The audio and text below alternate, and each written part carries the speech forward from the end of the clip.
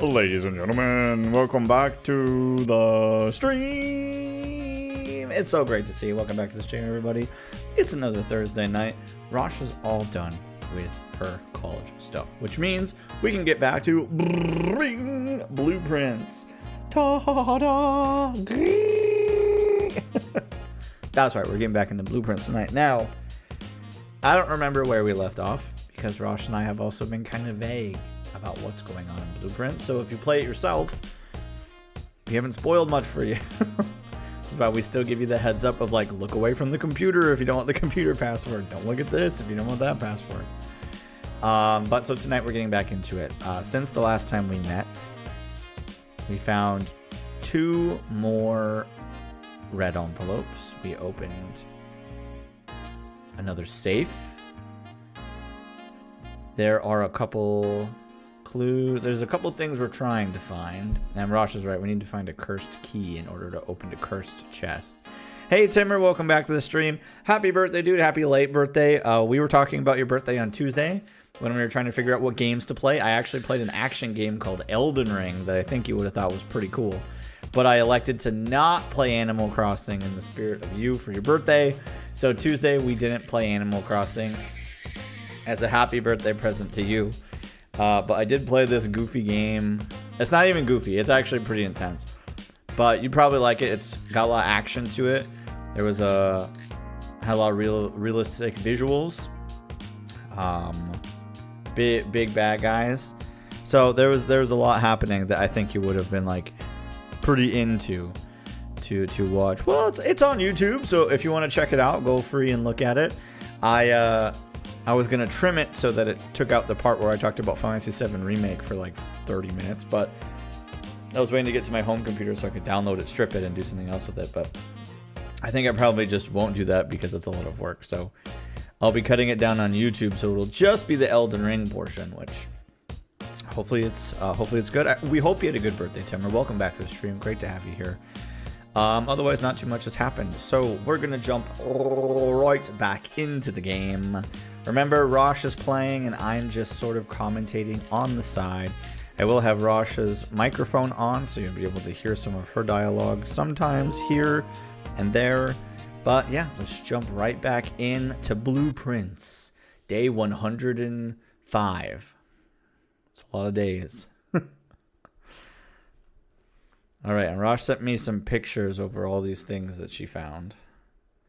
She's been playing without me a little bit.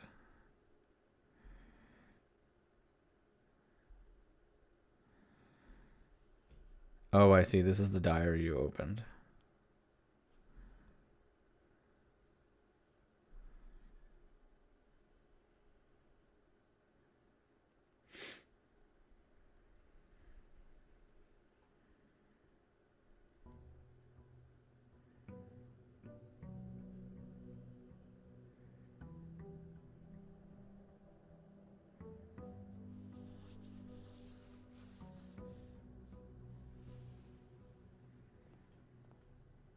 You think you watched your nephew play Elden Ring? Okay, that's cool.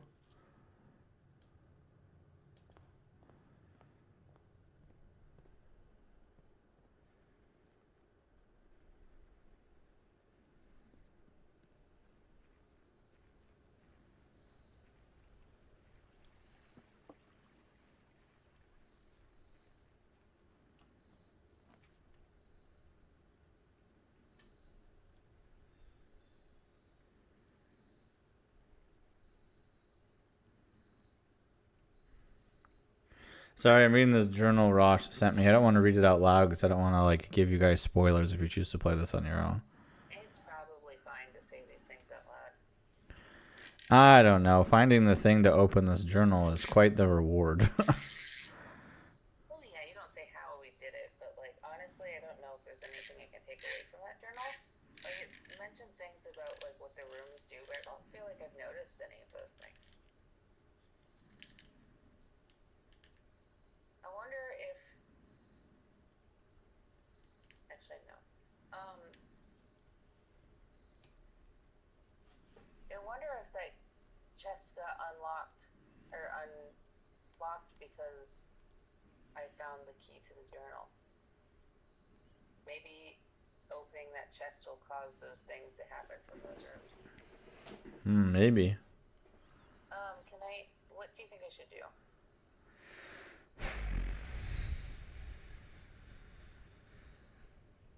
I don't know. You can always try the trading post and see if you can trade for Vault Key 149. Still got to get in there. No, I have that one. You've been in one. Do it. You've been in 149. Yeah. You've been in all 3 vaults. Yes. All 3 are open. Oh well, I do not remember you opening 149. I remember the other 2. Just like yesterday or the day before.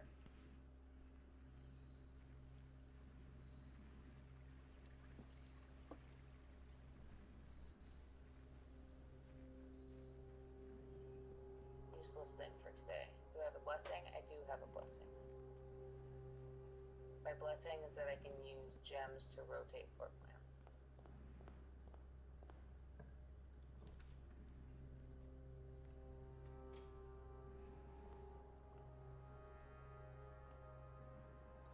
Don't have anything on either.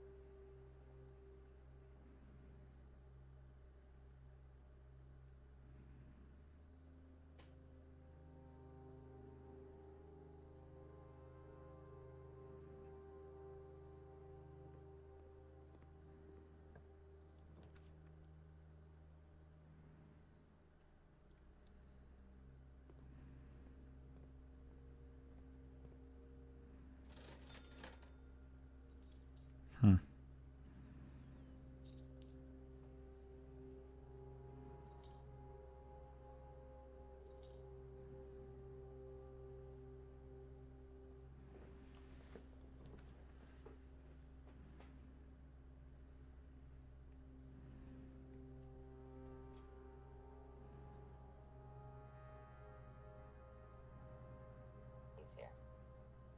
What's here? Master key. I'd taken it out of the coat check and instead replaced it with the diary key when I wasn't able to get the bedroom I needed. When did this lady die?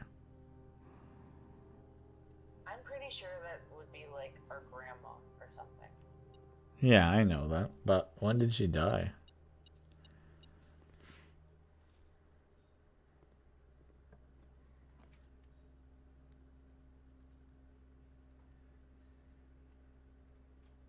What's this picture at the end? Yeah, I need to explore that. I don't really know what that is.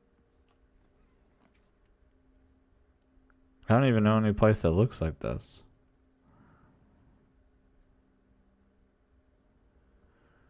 How many levels have we gone through in this game? I don't know how to answer that question. We're on day 105. I mean, we've filled everything a million times. Yeah, we've probably found, at least from what I can tell, we found a lot of available rooms. The only room I haven't... We're only missing one room, and we've seen it. It was the Lost and Found. Lost and Found room, yeah. But there's like some pretty big clues in this game that lead you towards bigger stuff. There's one clue that talks about how many safes there are in the game.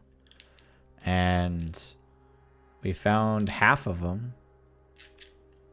And the safes usually have like red envelopes in them. And we found half of those.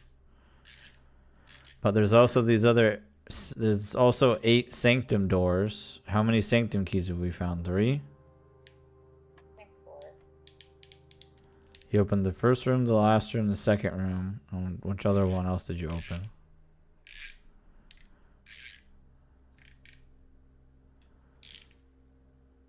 I'm pretty sure we've only opened 3 sanctum doors.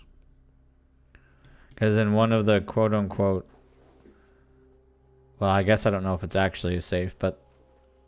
That, like, gear room, when you open to the top part of it, there wasn't a sanctum key up there. Maybe it's only 3. I don't know. It doesn't really matter.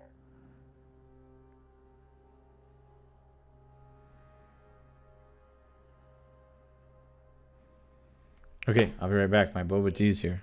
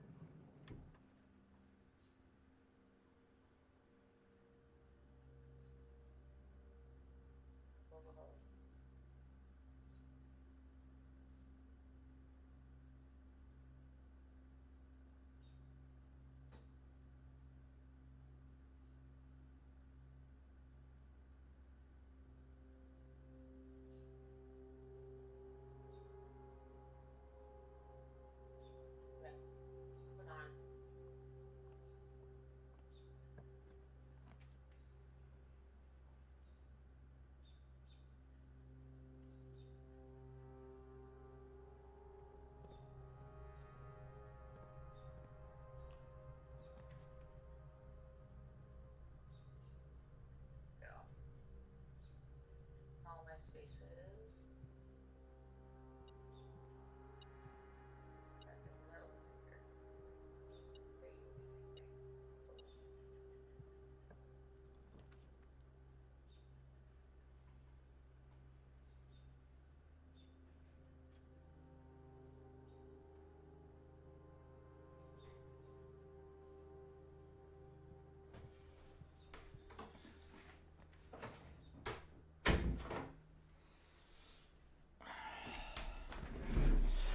All right, nothing to fear. I hath returned. Yeah, so Timmer, I'm not really sure how to answer that question. Those are all the things we have done. There's like the puzzles and clues we've solved, and sometimes we solve them and we're like, well, like that word puzzle we sent everybody and then eventually solved. Still not 100% sure where we're supposed to use that.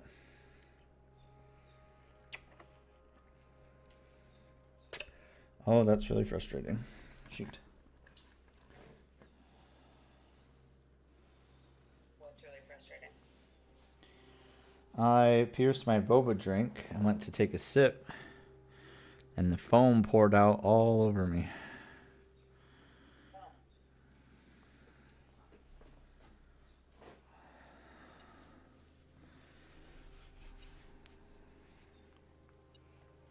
Yeah, remember.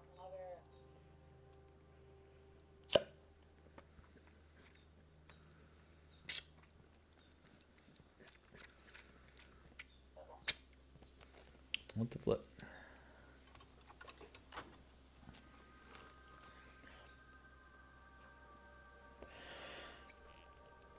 Oh! And now the opposite happened to me. Yeah, so we broke open this wall.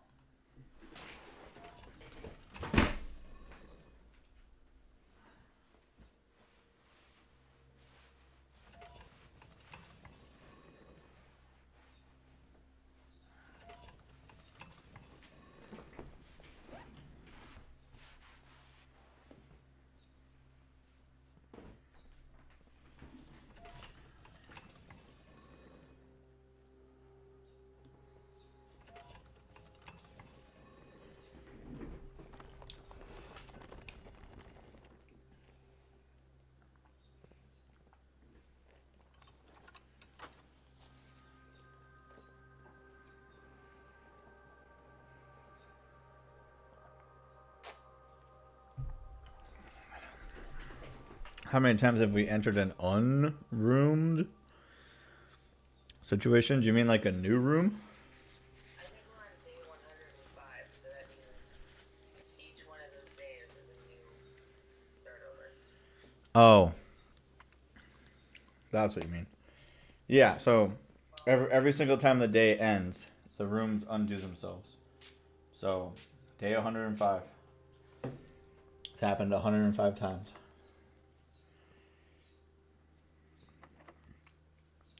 What?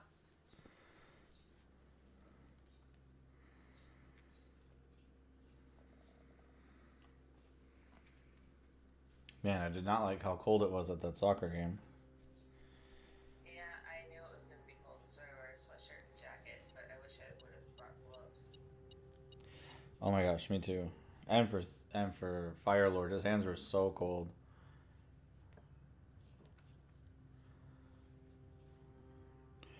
Well, Timmer, what'd you get up to for your birthday, man? If you want to chat about it anyway. Did you do anything fun?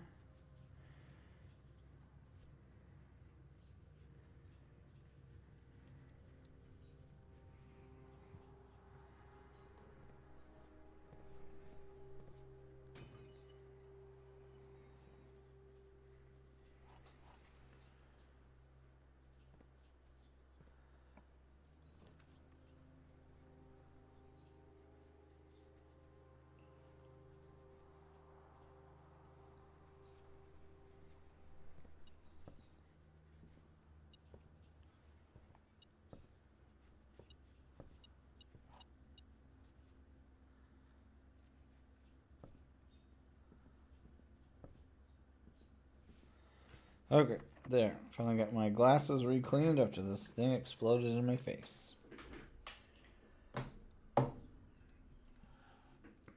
Threw some frisbees. Still getting over a cold. Oh man, hate to hear about your cold, man. Hope you feel better sooner than later.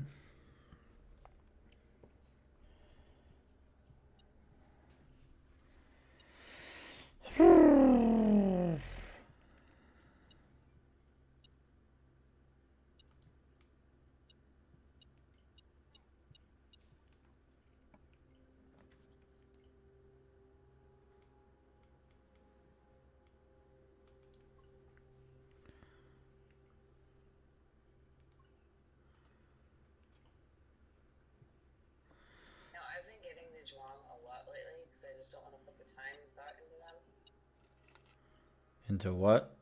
So, these, vests, but I need the gems, so. Well, obviously that's a lie.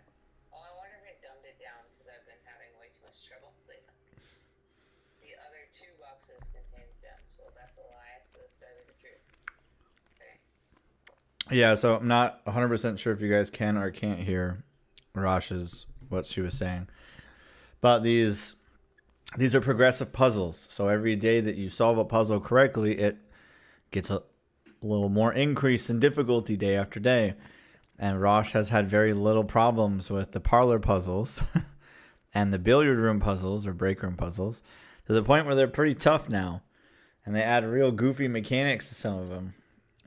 But the parlor ones have gotten to the point where they added double statements per box. Triple, actually. My last one was triple. Triple statements. Okay, so even more.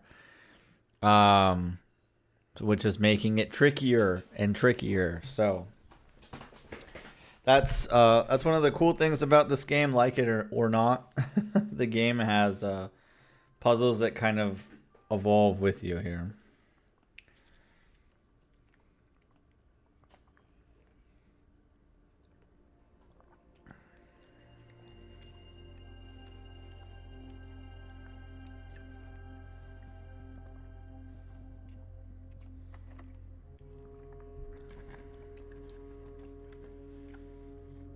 Like security or Holy hallways.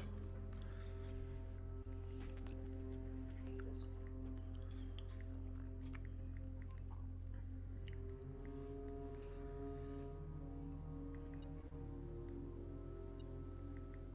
Yeah, there's stuff in those doors. So what are you looking for today, Rosh? Well, more clues, I guess. We'll figure out the key thing. If I can find a room with a safe, I have some stuff to try, I guess.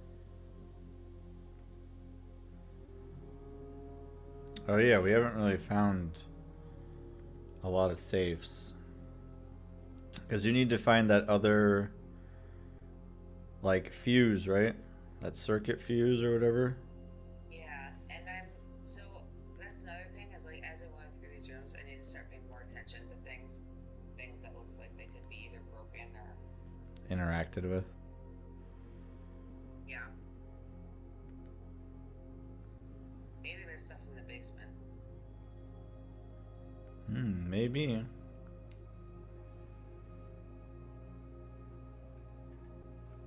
Yep, or maybe.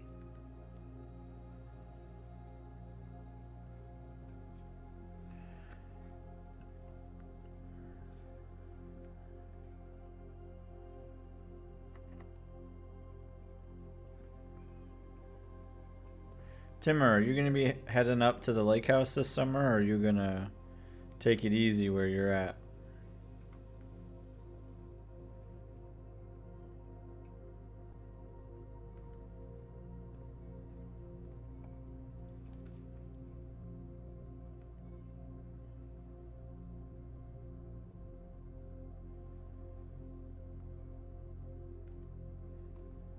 Wonder if Darth Lego forgot about the stream tonight. Or maybe he's lurking out there. Wait, was that dog not there? Or is that always open? No, that one. It's always open. Oh. Because it has this room, gives you the buff that if you dig in any room, the doors will unlock. Yeah. And so it always has a dig. I would say like 90% of the time it's had a dig spot there. Gotcha. Okay. Sometimes 3. Ooh. Timmer says it should be going this summer. That's going to depend on how the grandparents are doing. Oh, okay. That's fair. I suppose it's still a pretty long drive, and I'm sure it doesn't do great for Grandpa's back. Plus, there's always so many loud noises around with the kids.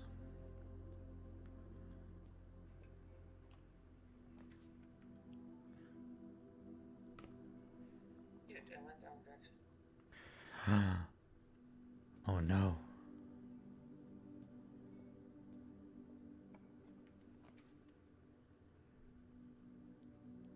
Yeah, as far as I know, we're planning to go. Plus, Rosh and I'll have our brand new shiny Switch 2s with us. Timmer, you could get a private viewing of me playing Breath of the Wild in 60 FPS.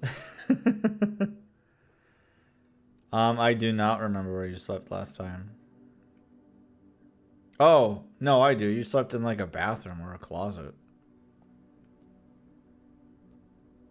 Oh, you bought Mario Party Jamboree. Really? Did you buy it for yourself? Mario Party Jamboree, I think, is the best Mario Party in a long time. The boards have various, like, board sizes. The, like, shortest turn game feels like just enough time. I think it's really cool you can play online with other people. Yeah, Timmer, if you're going to play Mario Party, hit me up. I'll play. I like Jamboree. Jamboree is a fun game. Yeah, I bought it so I could play with you guys and a friend of mine. Oh, you did! I didn't realize that's why you picked it up. I'll have to let you know. Dig in here. What? I wonder if I can dig in there if I've got like jackhammer. Probably not. It just looks like soot. Oh, it's coming by mail. Okay, yeah. I'll let you know the next time we play. And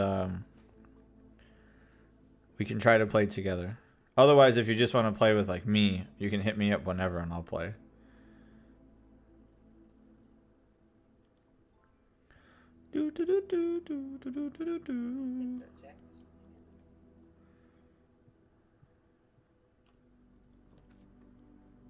Yeah, I think Jamboree is a really fun game.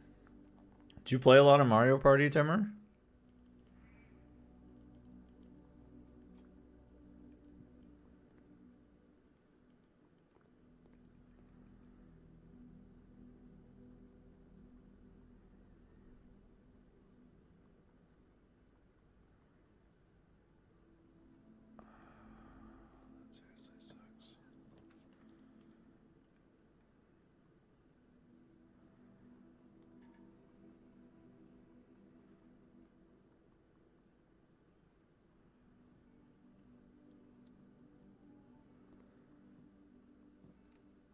this is one where I don't think I've opened it. This safe? What? Yeah, this safe. Treasure map Treasure map? on the desk.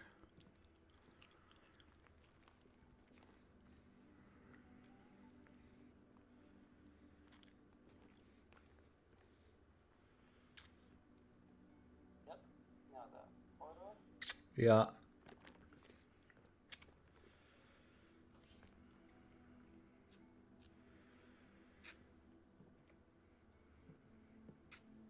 No.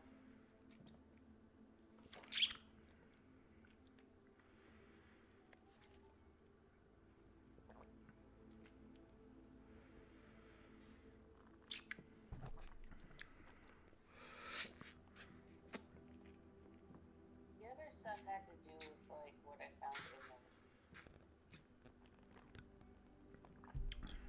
the. What you found in the room? Yeah. What were the numbers that are never? There are what? There are numbers that are never in the safe combinations. That was like 7, 8, and 9.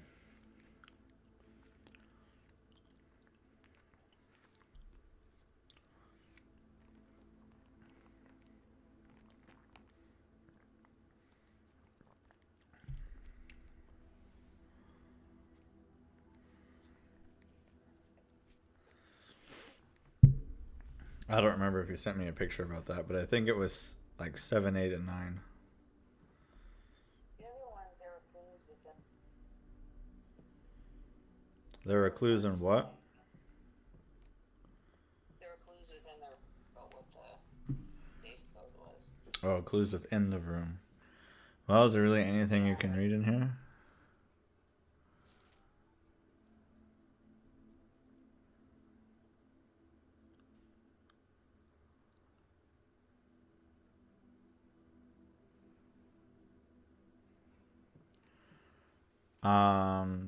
Did you try November 6 or November 7? I did November 5 and November 6.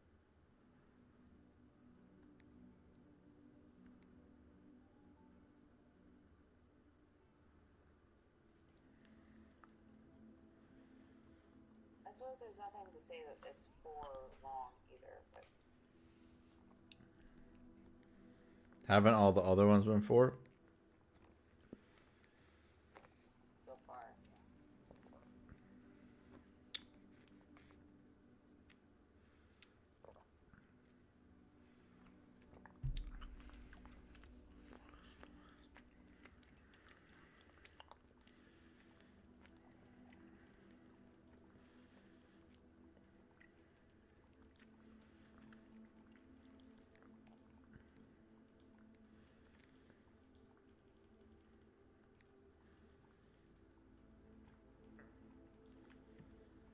Really, the only thing I really have is this.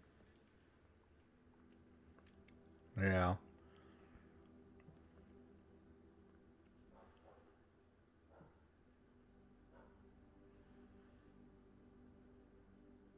D8 is supposed to be in one of the safe things.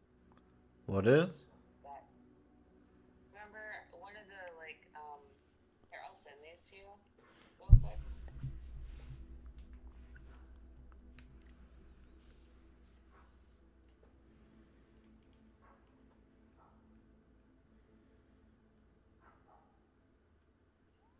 I found these.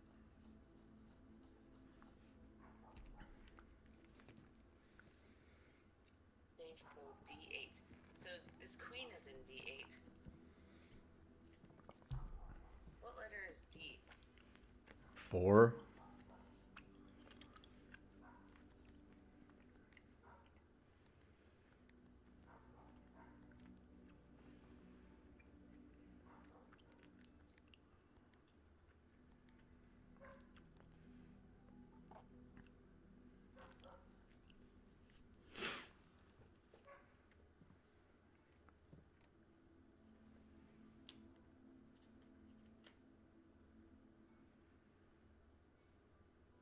6, 7, and 9 do not appear in any. Any safe codes? Seems like it.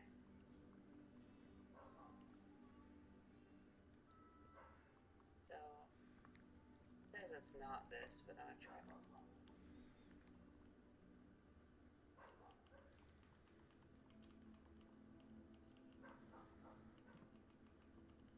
Where to look at?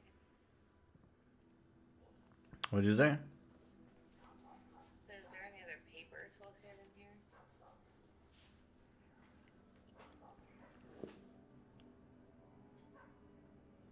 Base 8.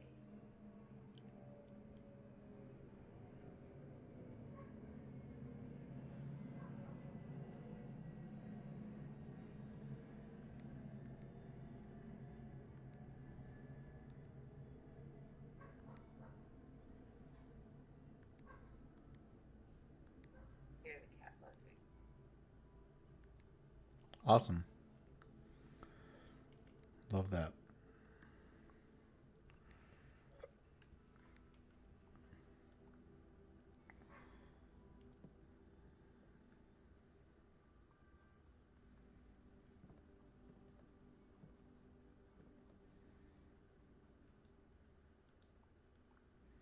Eight is the safe code, is what.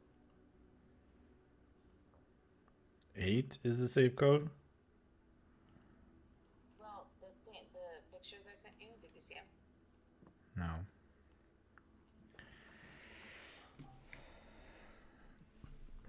Not all of those in the letter. So rank 10 is room 46. I'm guessing that's that puzzle I couldn't figure out. Yeah. Safe code D8.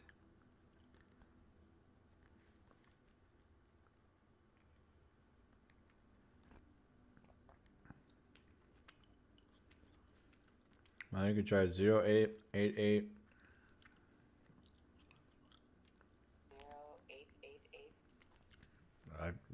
Well, we don't know if it needs to be 4. It could be 2. I mean, it's probably 4, since everything's been 4. But oh, it's 6, 7, and 9 are not in any of the combinations.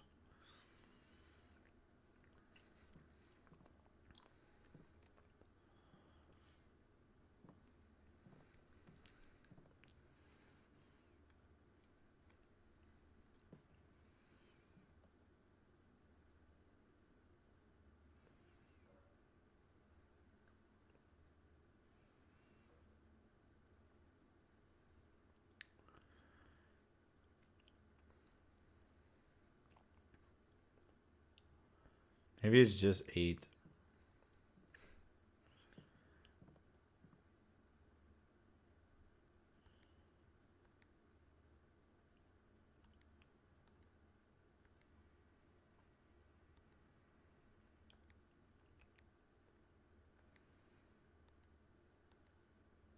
I'll have to think about that.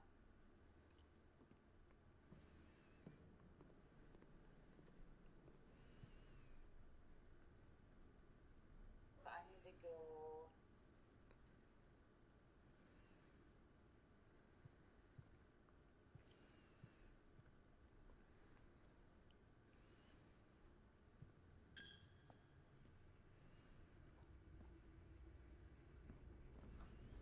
I really need a shovel.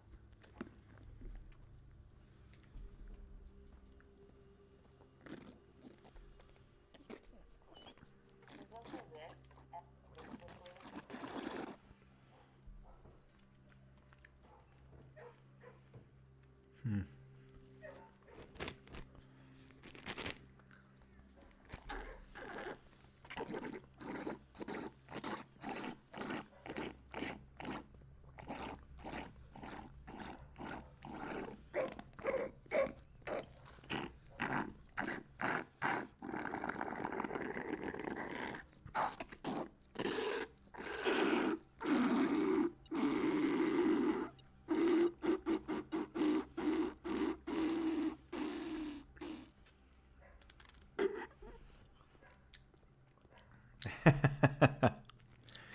Yeah, I'm trying to suck up the boba at the bottom. I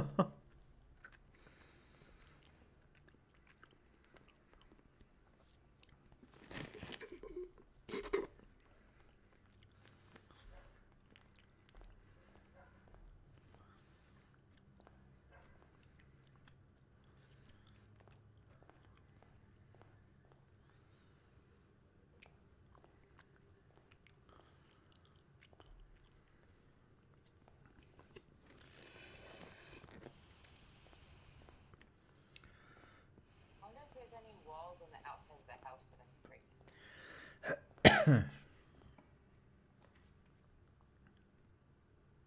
Pretty sure the foyer I need to get on 9. Making it go instead. Really?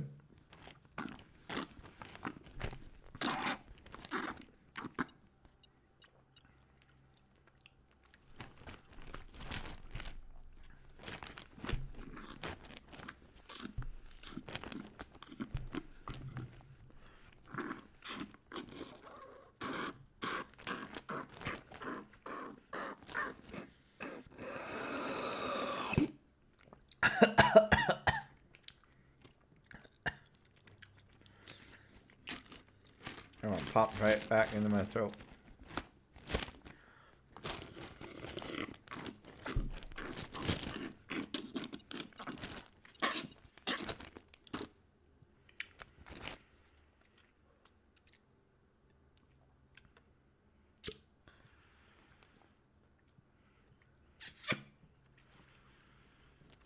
Back up to the top.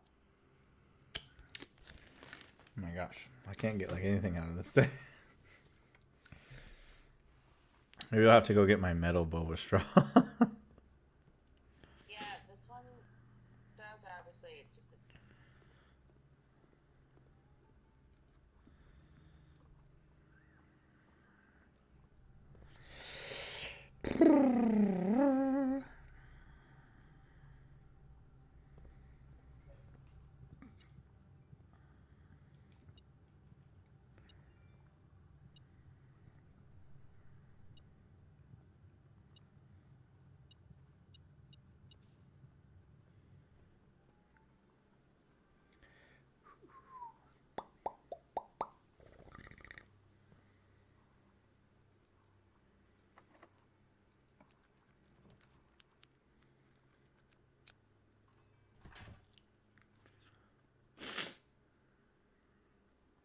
The shield of justice.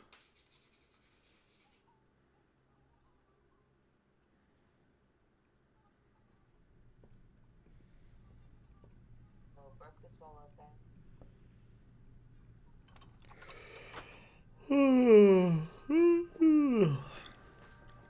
Man, what a long day today was.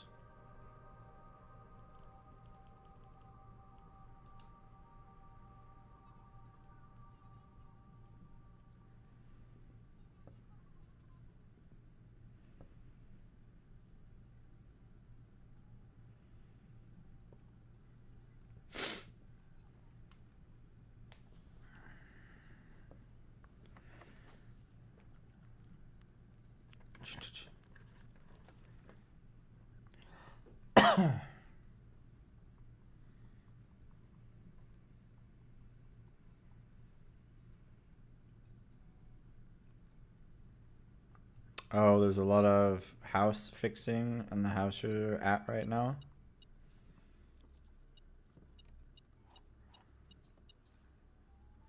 What kind of fixes do you got going on?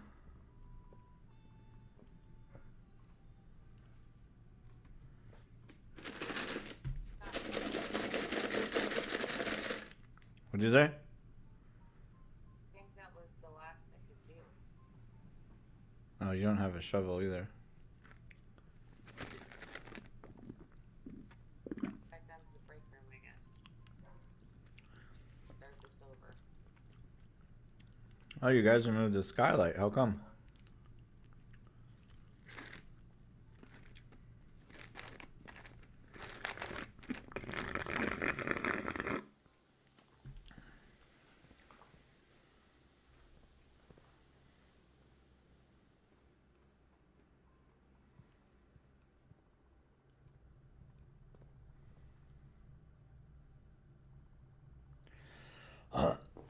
Oh, it was leaking and had mold. That sucks. I suppose when you make a skylight, you gotta be pretty careful with it.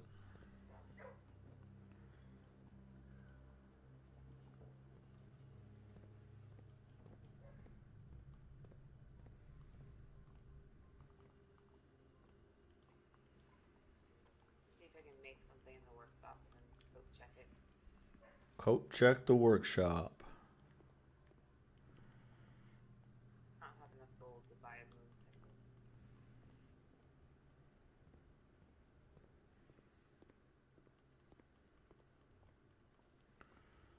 Skylights are hard to keep from getting water / mold.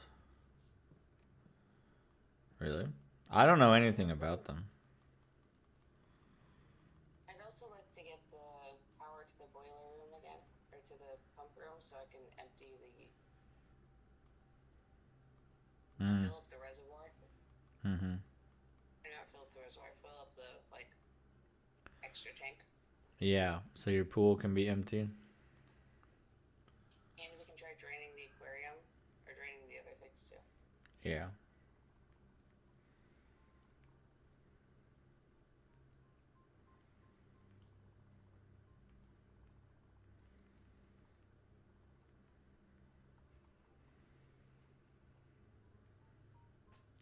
Salt shaker and coin purse. You would think the key card and lockpick could somehow be combined. These two combine. I'm not sure I want to. Yeah, you don't have a lot of reason for money anymore, do you? Alright, well, I don't think I can actually do anything about it. Huh? Is there anything I should put into... Oh, my treasure. I should go do that quick. Just in case. Your what? Treasure. You don't have a shovel, do you? Oh, I don't. Never mind. Go back to the break room. Could always go to the trading post.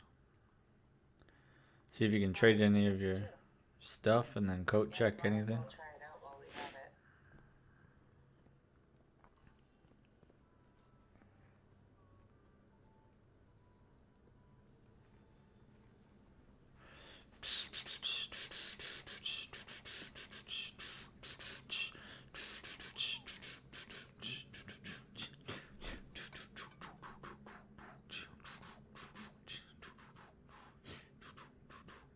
Can you only make one trade? What? Can you only make one trade? I think I can do a lot more. Why would I want to trade for a silver key? Isn't a silver key like guarantee you have multiple exits? So, What? I think so.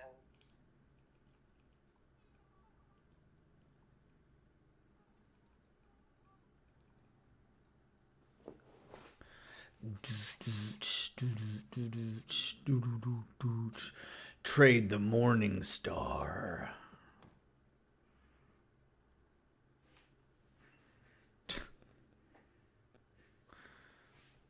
These are not like great trades, I don't think. I did get a silver key though, so I suppose technically I can go on. Actually, no, I can't go on because I don't think there's anything with anyone. Not that I for a lot of reasons.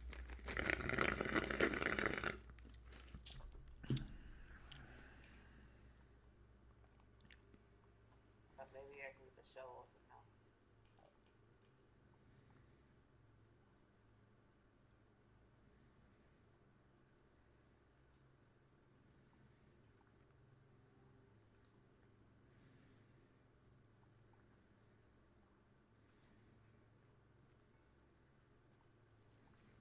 Let's see if I can take a look.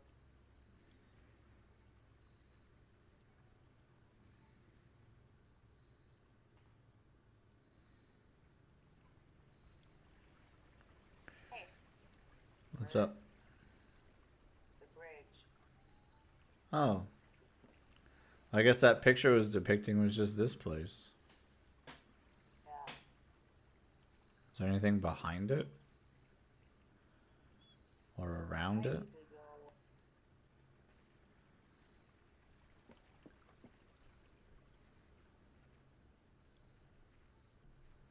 Suppose you can't really get behind it.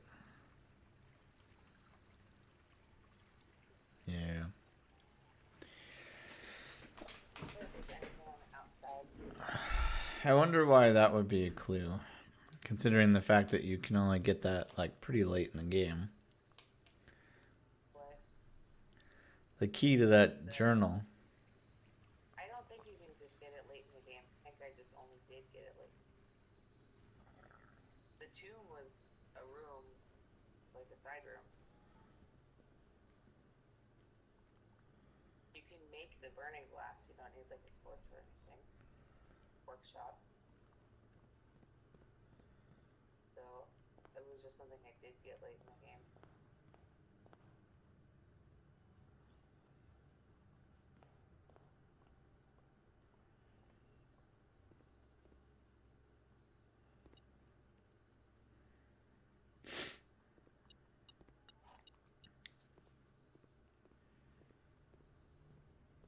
Need is a shovel.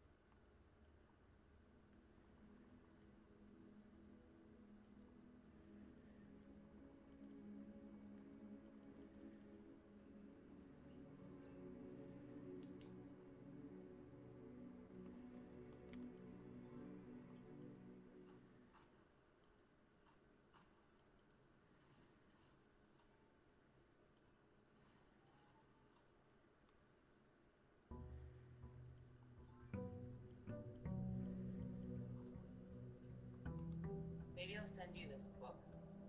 You can try to decipher it. What book? Second, I'll send it to you.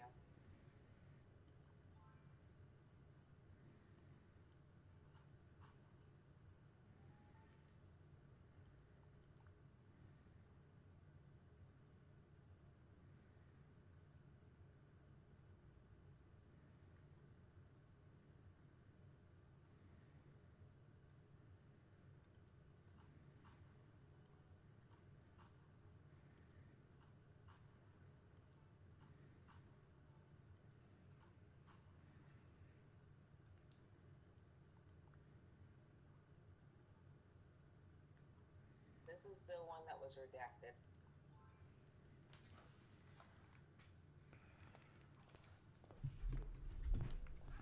Okay, let's see.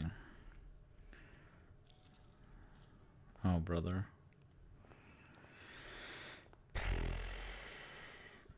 What color is this book?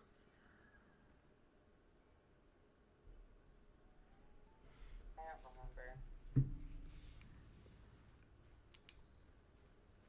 But from this, I learned which countries have like 3 symbols, I think.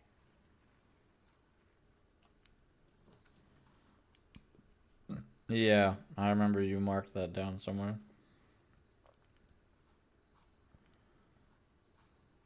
Double finally, but not when I needed it. Care to have this branch on.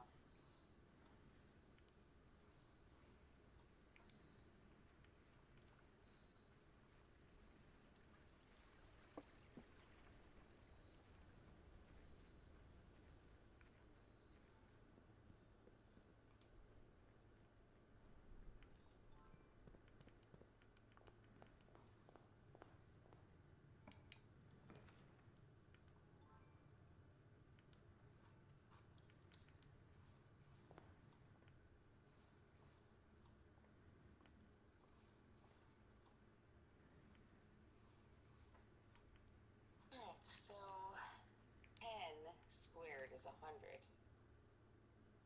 Minus 20 is 80. Another 20 is 60. Divided by 6 is 10.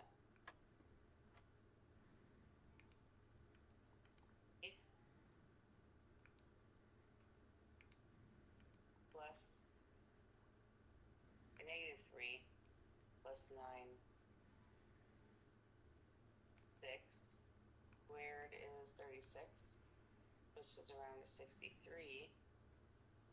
Divided by 7 is 9.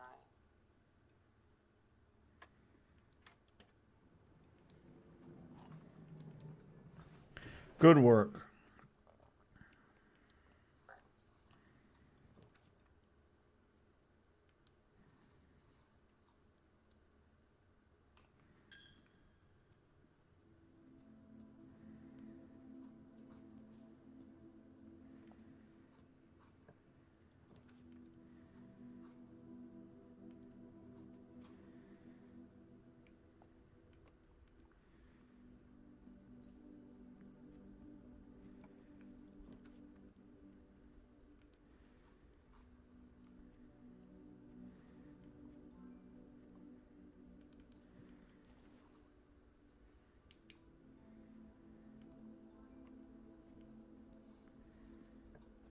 Timur, are you looking forward to your game tomorrow?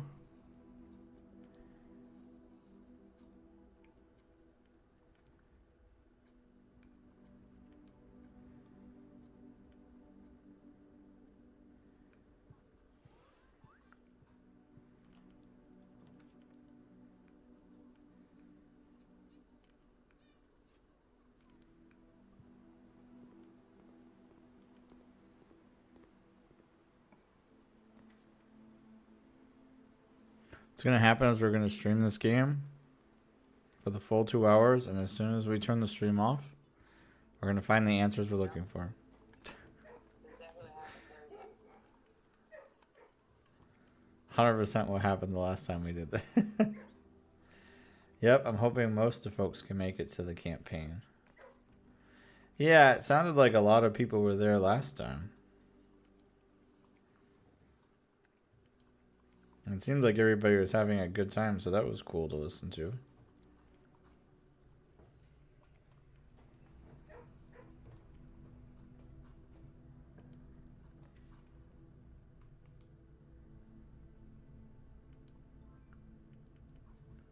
Everybody was there. Nice. Good. Good.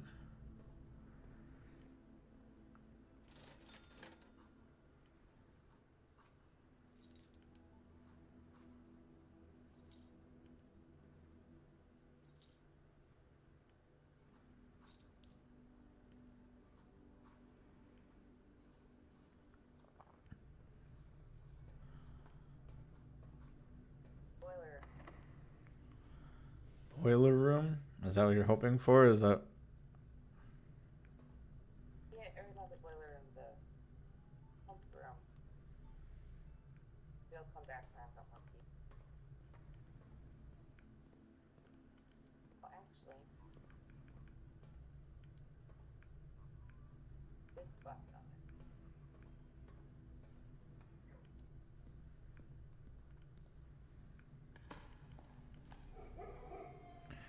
Money. Get your money. Dog's barking on the game. Unless it's real dogs outside. We do have a couple of neighbors who have really loud dogs, but... Oh, well, there's a cat.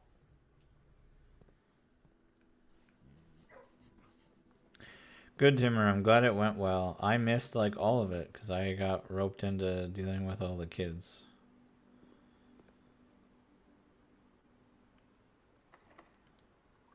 I don't 100% remember what that day was, but I do remember the kids being a lot, I think. Oh, we had gotten home super late, I think, from something. If I remember right. Where did we go? Because you missed your meeting, too, almost. Or did miss your meeting that night. Yeah. Yeah, because I was giving Firelord a bath. And I was like, nope. I'm not going. Oh, because we had to finish our garden art before that. Is that what we were outside for? Yeah, it must have been. We worked on that. Yeah, we worked on that a lot. We got a couple more things we got to do outside to be done, but.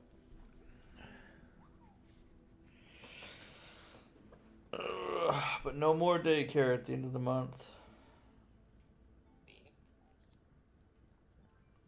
Yeah, I'm looking forward to not paying a dumb amount of money for it to be open like 3/4 of the time.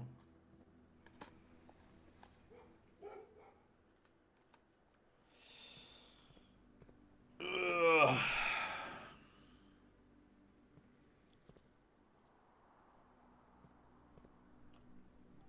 I wonder if You wonder what? I wonder if to a daycare provider it feels like they're being like fired or let go from a job. If it's that same sort of like feeling. When people leave? Yeah. Like you're getting news that your position is being cut. Probably is. She'll be fine. What? I said she'll be fine.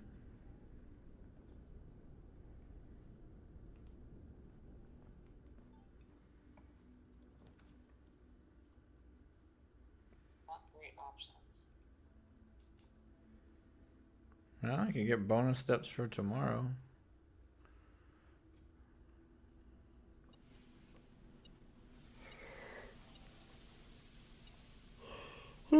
Taylor says we found a way to have everyone take part in the story. In fact, if you and Rosh can make it, you guys will be involved more too.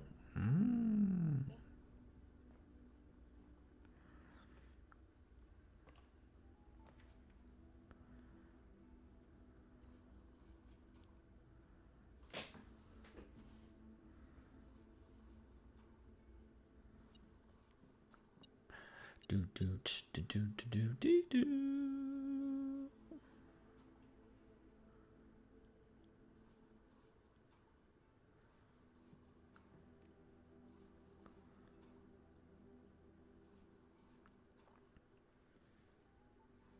The wrench can't be used. I don't care with the wrench. Weren't there a few other things you couldn't put on the combination list? Yeah.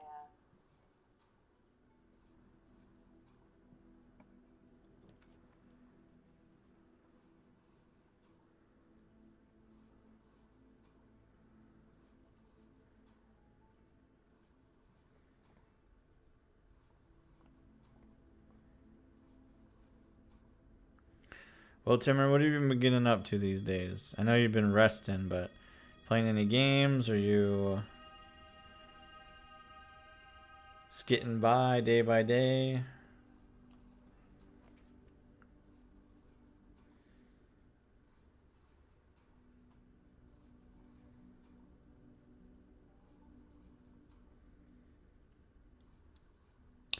Oh yeah, what happened with your game and all the like returning to the city and it being like so strange and different?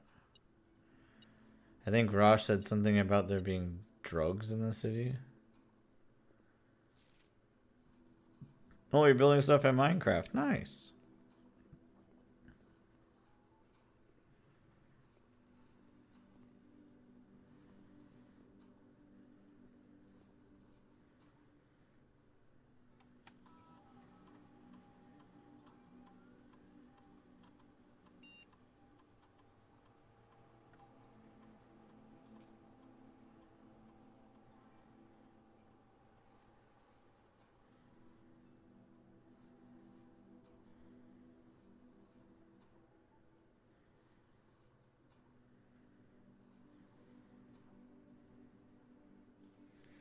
The reason for people being arrested in town is because there's a drug ring trying to take over. Oh my goodness.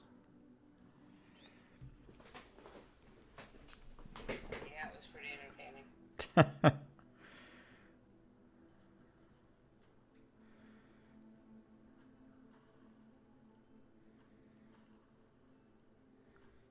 Does this story take place after Lord of the Rings?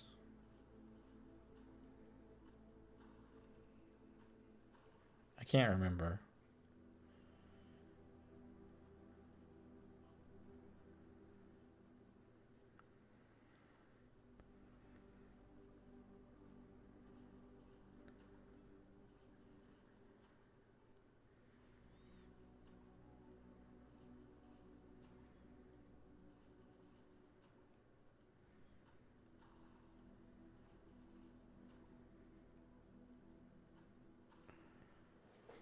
That's tomorrow, and yeah, it takes place a few months after the ring's destroyed.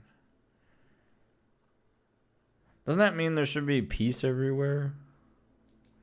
Everyone should be having parties and being like, yeah, Frodo, whoop whoop, thanks for being the Frodoist of the Modoist, Frodo.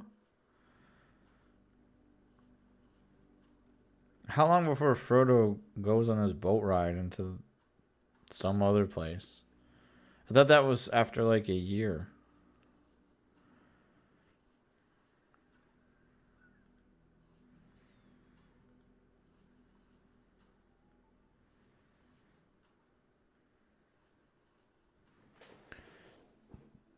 And where is ye old Gandalf?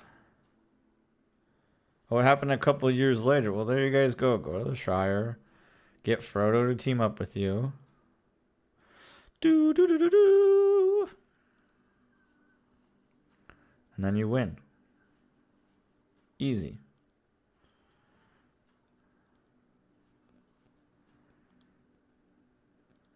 I feel like that should be a clue, but What should be a clue? thing. What? This thing. You and I have talked about this being a clue, like, from the very beginning. There's just nothing sticks out to me.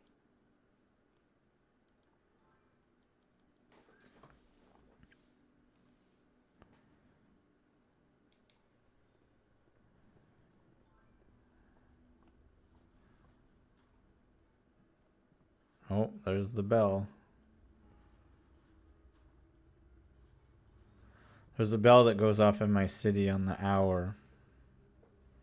Oh, Except not after, like, a certain time. Does it stop ringing? I think it will stop ringing. I mean, it probably follows the city's Ordinance. quiet laws or whatever, so probably before 10. Or 10, maybe.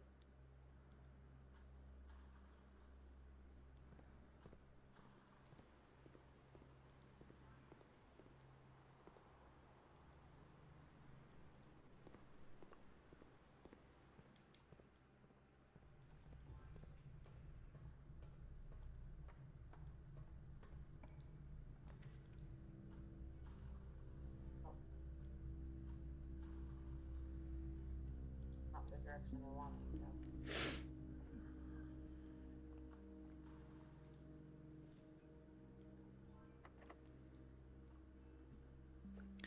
This door is locked.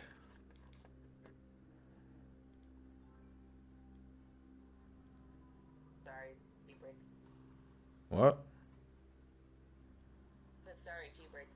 Oh, tea break.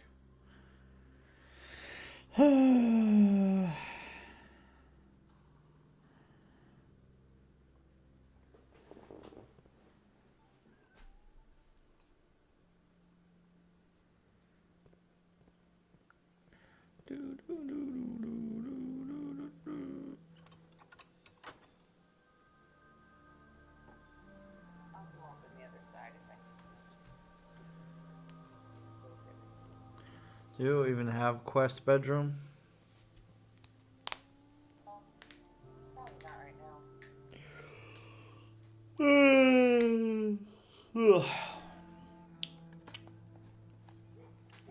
I was hoping to figure out more of the symbols for each of those countries out of that book. But Oh, that's right. You wanted me to read that book. Yo, what's up, Gabby girl? How you doing? Welcome to the stream, Chikorita. I remember this one time I kept saying chick around my grandma. And Yeah. She, like, did not like it because I guess it was like a slang. Weird.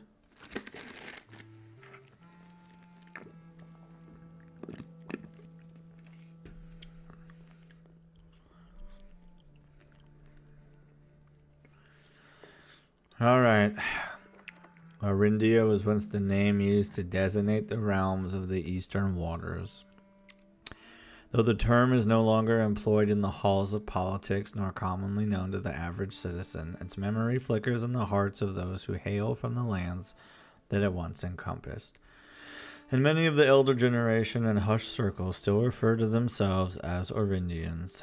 Yet we must not let the flame of our history dwindle into the obscurity of whispered conversations, nor permit our leaders to enjoin us to abandon the name of our land. We must keep alive the embers of our past and preserve them for the generations yet to come. Ajera. Most historians mark the beginning of the first era, often noted as Ajera, by the ascension of the first king of Orindia, whose name Oris would later grace the burgeoning township in which he was crowned. Oris was known before his coronation as a prominent merchant lord of considerable means and influence, whose sway in the region made him the ideal candidate for the unification of the surrounding provinces. Regrettably, history is not always forthcoming, and the surviving records of those bygone days are mostly limited to trade agreements and sales receipts. Nevertheless, we can deduce from these ledgers that Oris had but one aim: expansion. The territory spread forth from the heart of Oris, and by the end of the 1st century, the black banners of Orinda could be seen fluttering in every hamlet and hostelry along every thoroughfare, from Oris all the way to the western bank. A new kingdom was born, and this is what we saw through the black window. The castle of Orindia. Chapter 2, the Second Era. It was the 4th king of Orindia who split the vast domain into 3 equal shares, 3 realms for his 3 children. To the eldest he granted the fields and mountains of his great-grandfather, the middle province and heartspring of the kingdom. The oldest accepted the gift and called his new realm Orinda Aries, after the angelic paragon of royalty, Orinda.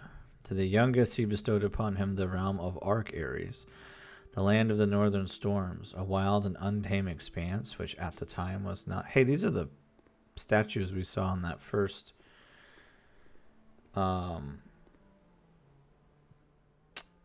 sanctum room. Represent the region. Which at the time was not as developed, but a good deal more vast than the eldest brother's lot. And to the middle child, his only daughter, he gifted her the southern region of Araja, the mythical realm of the ancestors, a land steeped in tradition, magic, and the poetry of the old tongue. Oh, so these are 2 princes and a princess. And we saw these 3 statues in the first sanctum puzzle room. Timur says, I think I'm finally starting to gain ground against the lung virus stuff that's been going around. Oh, that's good. I'm really tired lately. So I'm mostly just tired. The Third Era. As the Second Era drew to a close, the 3 sovereign realms had achieved a period of remarkable progress and prosperity. Each of these distant regions, ruled by their respective sibling monarchs, had blossomed, cultivating the bountiful resources of their lands and developing a unique character and culture that set them apart from one another. Despite those differences, the sibling monarchs managed to maintain friendly relations throughout their lives, and were known for their cooperation in matters of trade and transportation. The succeeding generations of their heirs continued that tradition, and the Third Era was defined by the construction of the vast network of railways that spanned the length and breadth of the land, linking the northern mountains of Arc Aries to the southern shores of Araja. This development facilitated travel and commerce between the 3 realms, further strengthening their bond and laying the foundations for the promise of a prosperous and bright future. A promise that would unfortunately, as my readers will soon find out, not be kept. The Fourth Era. As the kingdom of Orinda Aries entered the Fourth Era, a different kind of ruler took the reins of power. King Disletz III was a king who listened to the voices of all his subjects, from the most influential advisors to the humblest of citizens. He was a king who was often seen among the people, eating, drinking, and conversing, a sight that shocked not only the gentry and the court, but the masses as well, who could scarce believe that they as peasantry would ever sup with the crown. Desolates was renowned as the king of the people, and it was therefore a surprise to no one when he made the decision to move the capital from the secluded mountains of Reddington to the public stage of Oris. Leaving castle and court behind, the people were overjoyed by this choice, and the city welcomed their king with open arms and great fanfare. Yet not all were swayed so easily. There were those that viewed the king's conduct to be unbecoming of his station, and were wary of how readily he could be persuaded by the tears and tales of common folk. So I feel like the Mount Holly estate was probably built on top of the old castle of Orinda. Gabby says, I feel 10% smarter. I'm reading a textbook from in this game about this game's history.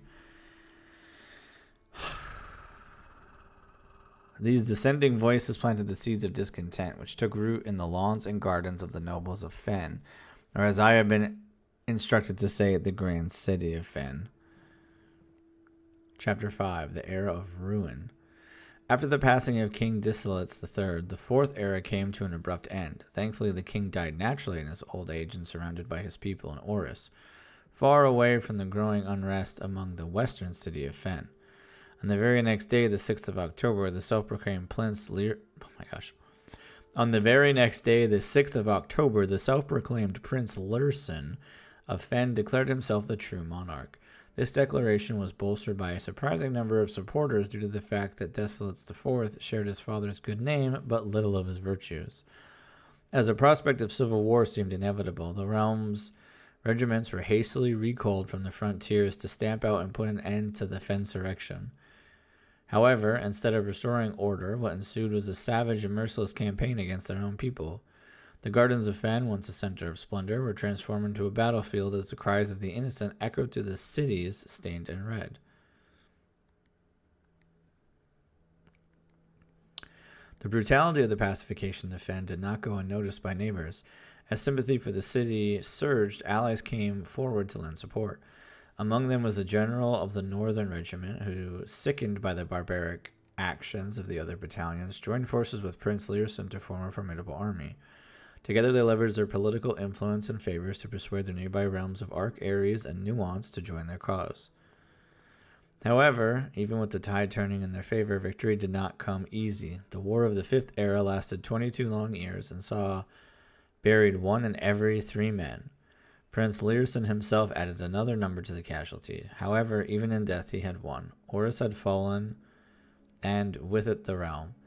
The black flags that had flown for 5 eras were burned, and in their place red banners were hoisted in honor of the fallen of Fen. The few remaining members of the former royal family fled in fear for their lives to the south, forever exiled.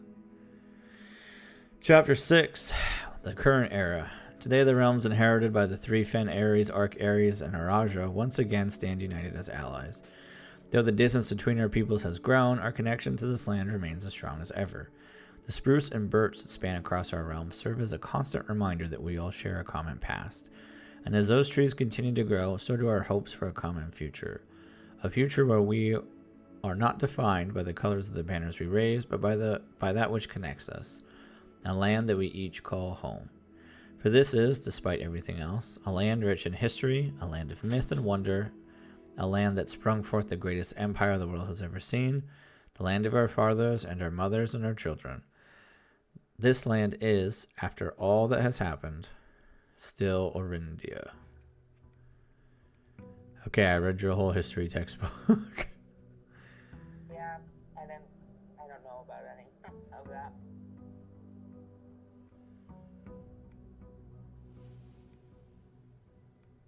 Maybe I should send you a new. Send me a what? There's that like new clue book, the one with the each. I feel like there's clues in it. I just don't want them. Gabby, how was your night? How you doing? Gabby, remind me, are you getting a Switch 2 or not right away? Or ever? I feel like K9 was in the camp of I have no interest in getting a Switch 2.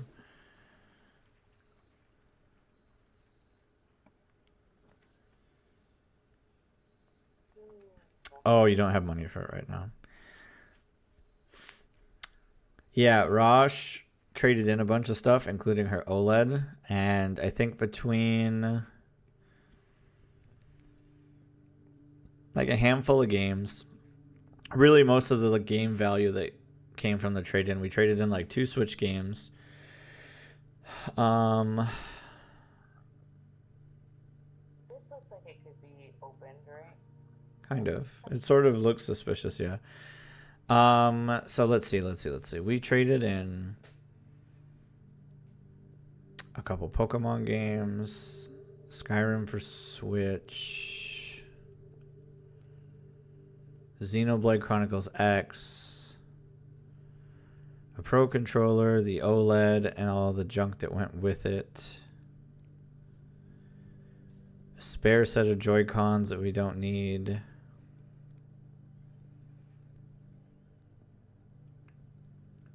Pokemon Pearl for Switch. Pokemon Sun, or whatever, the Ultra Sun for the 3DS.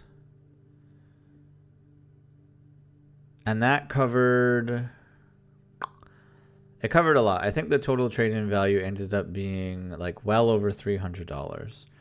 It covered all of like Rasha's pre-order and pro membership. I think she only owed like 2-ish, maybe 3-ish bucks after we got the Switch 2 pre-order minimum, the Pro Controller pre-order minimum, the insurance pre-order minimum, and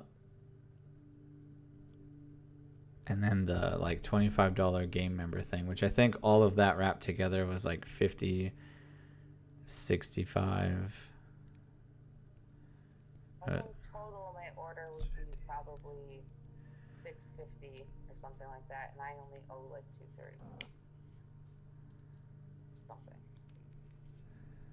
Yeah, like to like pre-order it, we had to put so much down. So it was like $65 down plus the $25 membership.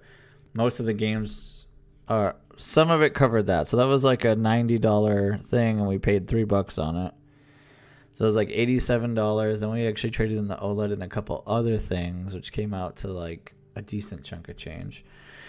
So yeah, I think all in all, to get this, the Switch, the insurance, and the Pro Controller, it was like $650, I think.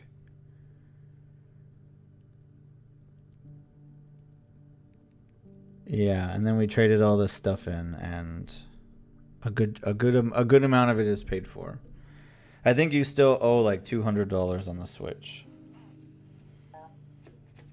which then, you know, the other 80 for the Pro, the other 50 for the insurance, and you're done. Woo! Yeah, I clearly remember telling them I did not want insurance for the Pro Controller. Oh yeah, that was the other thing. They billed you for the... Yeah, that's right. They put insurance on the controller. So you have to like not pay for it. They'll cancel it. And then like resell it to you. They also put insurance on the Switch, right? Yes. They put 2 insurances on. One for the system itself and then one for the controller.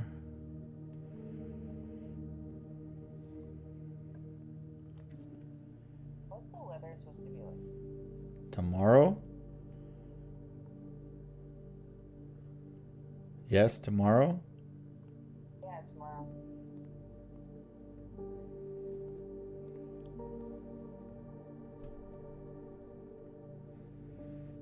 It's supposed to rain at 11. But I think otherwise it's supposed to be partially cloudy with a high of like 58 and a low of 40.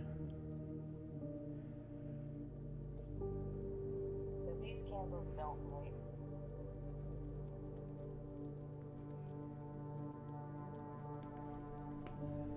So yeah, Gabby, you could always do a trade-in. That's what Rosh did.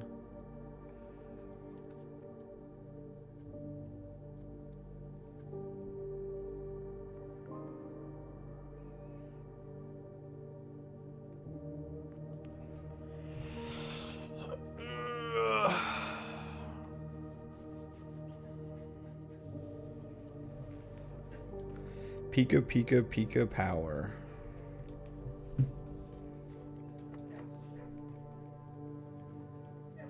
Gabby, how's Animal Crossing been?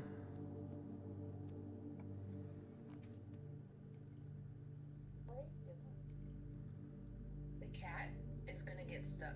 He's like, she's face down in the hole. Oh my gosh, she's stuck. Just give me a second.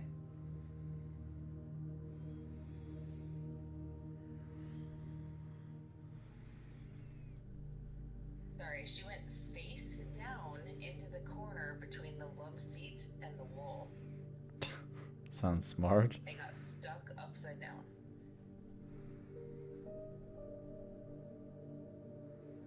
Paths? You found a bunch of cute paths? Wait, what question did I ask you? Did I ask you about Animal Crossing? Yeah. I completely forgot.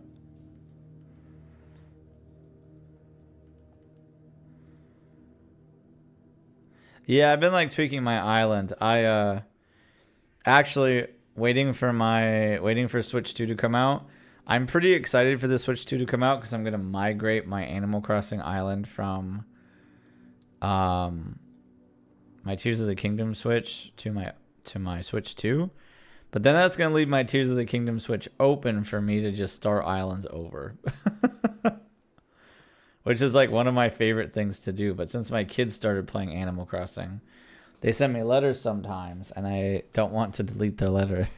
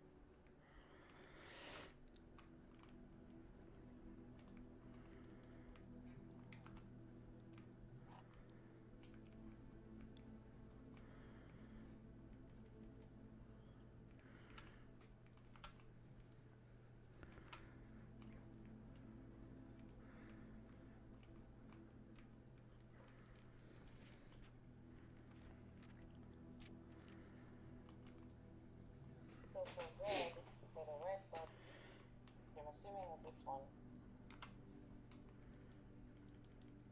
The page A word WAP.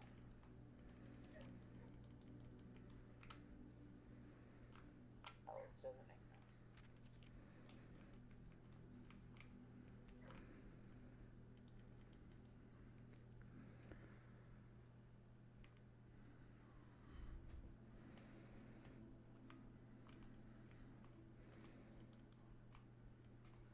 Get back to it.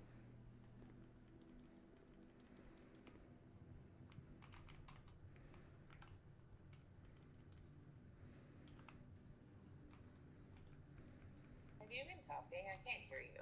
I've just been sitting here quietly. Okay, I'm like in stream or through my mic.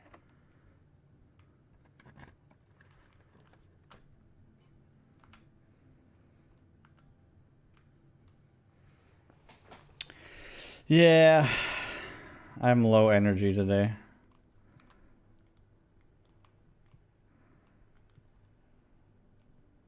Very cold. You're cold? Never heated. Yeah, I never heated up Heat what up? my body after soccer. Oh. That was super unclear to me. Got it. Well, it's just like all of a sudden you're like, and I'm so cold. And I'm like, what are you talking about? Like bothersome though. Your body? Yeah, like I'm so freezing.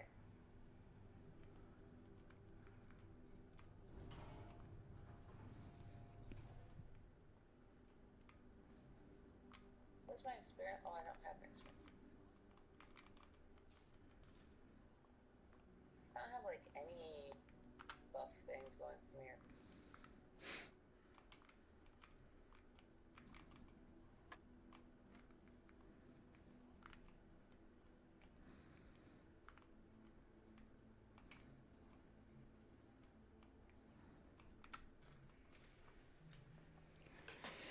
Focus mode. How many more days of what? How many more days for what?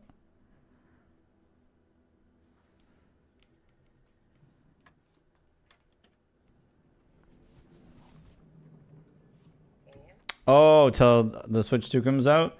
The Switch 2 comes out June 5th, but our local GameStop already told us they were doing midnight releases. So on June 4th, we are going in. Well, like, we'll have them paid off before then. Or I guess at the very worst, we'll pay them off on June 4th. And we both got bundles, so we both are getting the system with Mario Kart and a Pro Controller. Which will be great because I'll have a dock to come into the office right away. And we'll have a dock downstairs. Though I did find out that the Switch 1 is not compatible with the Switch 2 dock. So I'm going to have to keep 2 docks plugged in downstairs. So that's kind of goofy, but whatever. So yeah, I guess it's like today's the 1st. So 34 days, technically, till it comes out, I think. There's what, 30 days? So there's 31 days in May. So 35 days until it comes out. But at 11 p.m. we'll be picking it up. But hey, good news. June 5th is technically a Thursday, which is a stream day. So I will, we'll be doing, you know, of course I'll be streaming Switch 2 that day. And then we'll, like, I'm taking the 5th and 6th off. I was hoping to take the whole following week off, but even though I submitted my time off first, my current boss, who will soon be my peer and not my boss, also is like, oh, I need to take 2 weeks off because I'm going to Florida. And I'm like, okay, well, I guess I'll bring my computer with me. And I just won't take the days off, but it hasn't been discussed, so I don't actually know what the plan is for that week now. So we'll see. I have a feeling I'll probably bring my laptop with me and I'll just work like half days or something. I'll get like the daily stuff done that we need to get finished.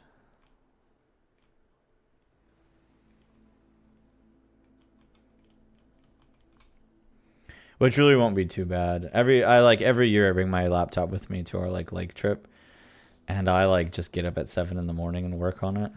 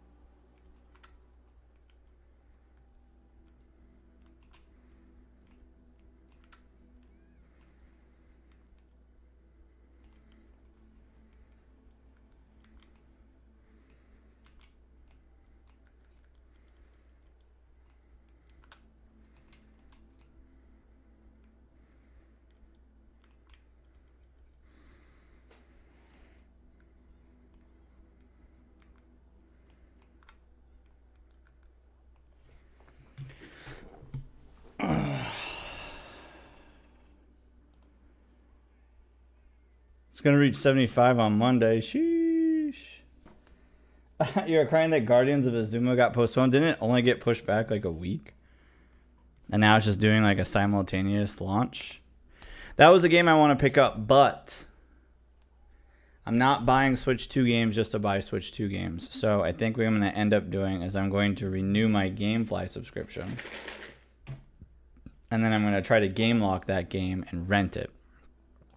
Because unfortunately, Marvelous doesn't have a good enough track record for me to just go, yes, a new farming game. I gotta buy it right away. Because they just don't have like a good quality. Like, not that they have bad quality. What I mean is they don't have like consistent quality. Like, it always very much is like dependent on like which studio is actually doing anything within their company. So like you can't just like be like, yeah, new game, it's gonna be so good, because you really don't know.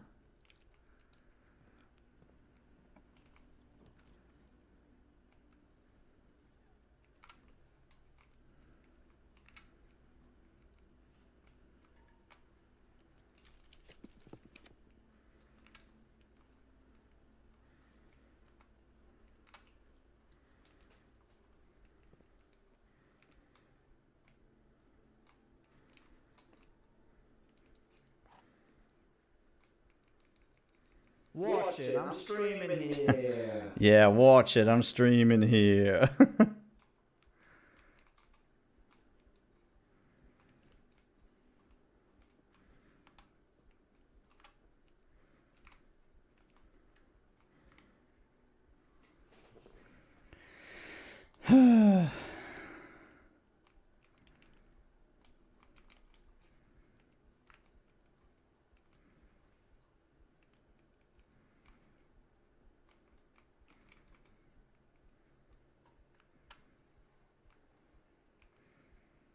Watch it, I'm streaming here. That's right.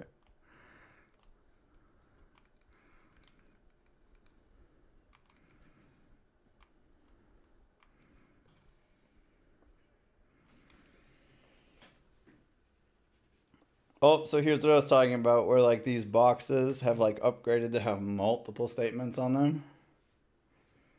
This statement is so stupid. All statements displaying the word word contain words. True. I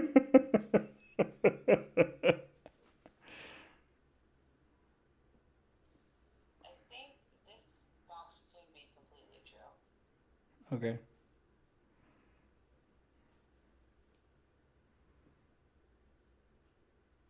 Oh my gosh, Gabby, don't do that. I didn't see that message you put. If you're tired, I'm sure chat can unleash some frustrated. Ah! Don't do that. I should just delete that reward. Some people like it. I gotta tweak it though, but I always forget to like go in and tweak things. I think I finally got the, like, every time somebody would resub, there was always like some issue where it would like display the wrong alert, and I think I finally fixed it.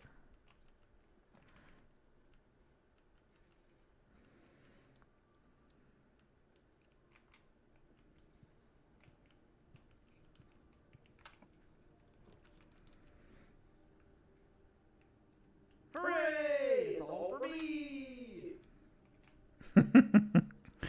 Hooray, it's all for me.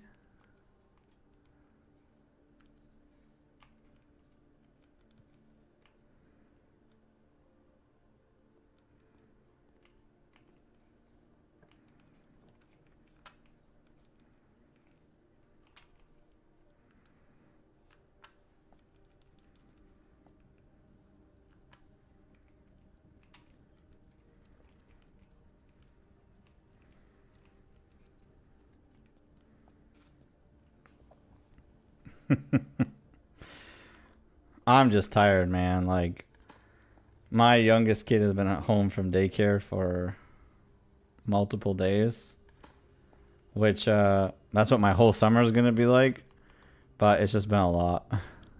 It's just draining me out to the point where like I I guess not forget. I just didn't prioritize doing my dishes.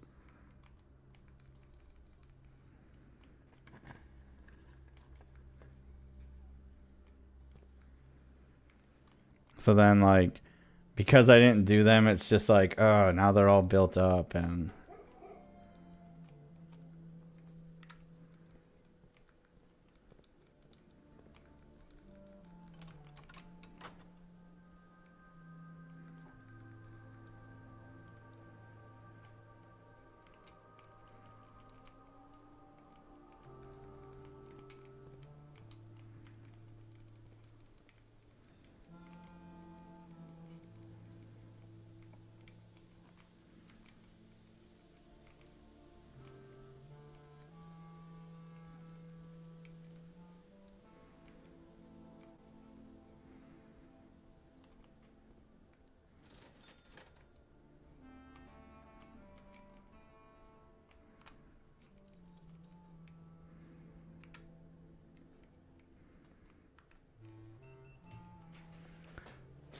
Scrub-a-dub-a-dub-dub-dub.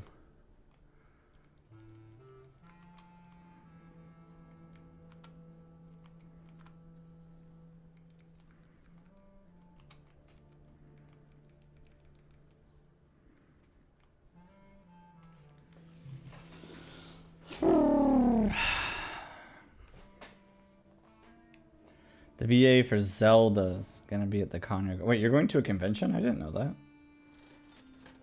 I think Tears of the Kingdom, or Breath of the Wild and Tears of the Kingdom Zelda are my absolutely favorite Zeldas. They are very good. They do an excellent job at yeah. So I was playing I work with my office window open, especially during the day. Like in the morning, it's like I get this room gets really hot because there's like a lot of stuff in this room. But I also run really hot as well, so I usually leave my window open in the morning because it has like a nice cool air or whatever. But I can hear all these like birds and like bugs outside, and it really reminded me of like A Wonderful Life. Not the movie, but the Harvest Moon game. Harvest Moon, A Wonderful Life. Because there's like no music in that game. It's all ambient sounds. But so many of the like sounds that happen outside my window remind me of that. So I'm like, oh my gosh, I'm going to boot that up. And so I was I was playing it, and I reminded myself pretty quickly. I'm like, that's right. That's why I put this game down. Because there's a... I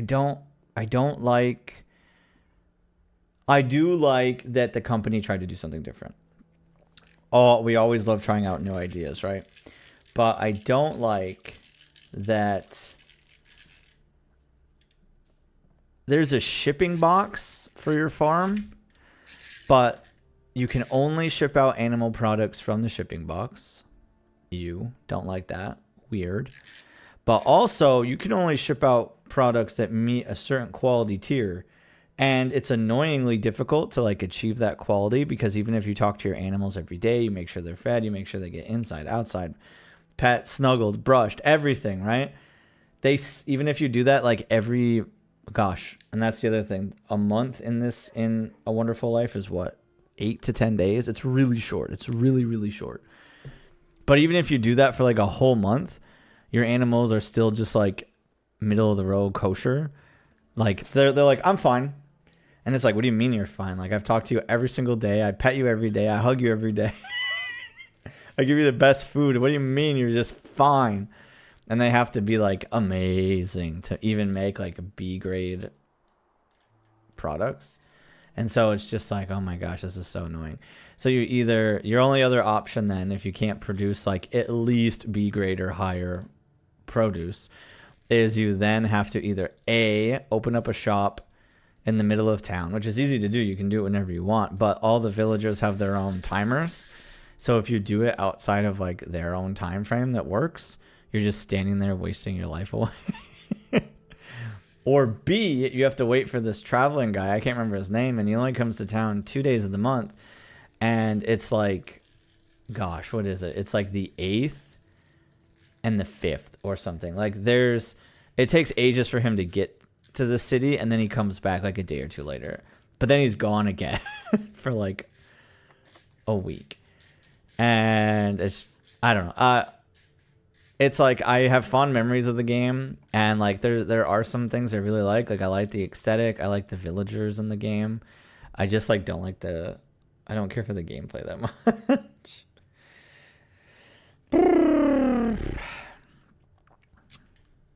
But so I'm going to try to rent that Rune Factory game, because Rune Factory just like Marvelous just isn't consistent with its quality. Like they redid what? I got my Switch in front of me. Let me look here.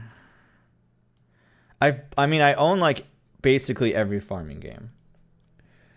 Story of Seasons Pioneers of All Time is really, really good, but the mines are less. I think they're the least impressive out of all the games. It's fine, but it's not my favorite thing. However, I do like a majority of the other things. I like that the city has like progressive evolution. I like that you can you can literally just pick up and move your barn or your coop wherever you want, whenever you want. I think that's really cool. Gabby says, Harvest Moon Tale of Two Towns drove me crazy because my cows wanted to be petted every 5 minutes. I have come to learn that there are a couple Harvest Moon games I actually haven't played. The Grand Bazaar is one of them, but I am picking that up for my Switch 2 in August when it re-releases. Okay, so here it is. Story of Seasons, Friends of Mineral Town is a remake of arguably the best Harvest Moon game ever made, which, depending on which one you played first, depends on which one you define as like your favorite. If you played Harvest Moon 64, that seems to be people's first and preferred. If you played Harvest Moon Back to Nature, which these two games came out at the same time, one for PlayStation and one for N64. And it seems like whichever one people played first between the two games ends up being the favorite, and then they dog on the other one really hard. I'm one of those people as well. I tried playing Harvest Moon 64, and I was just like, I don't get why people like this game. As to where, like, for me, I played Back to Nature, and it feels like a more put together game on the PlayStation. It has better festivals. It uses the exact same cast of characters.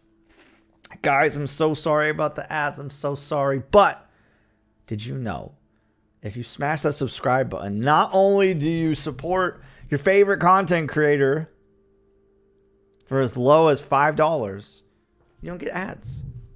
Or silver lining, you do watch ads and we make a little bit of AdSense.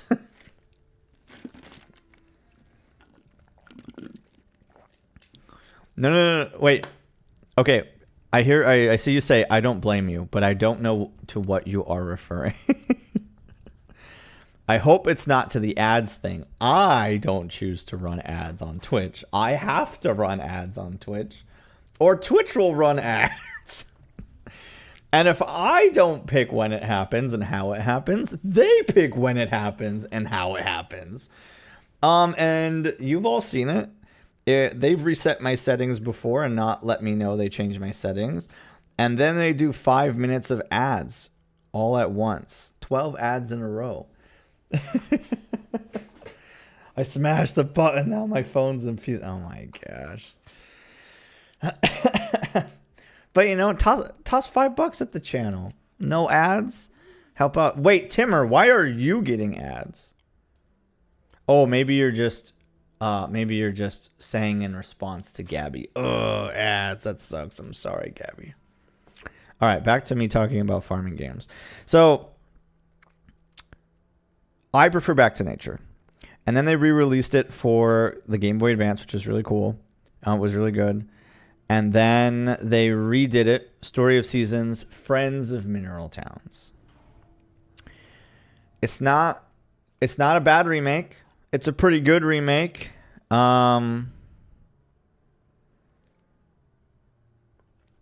They added 1 or 2 characters. They added some stuff to it, which was pretty nice.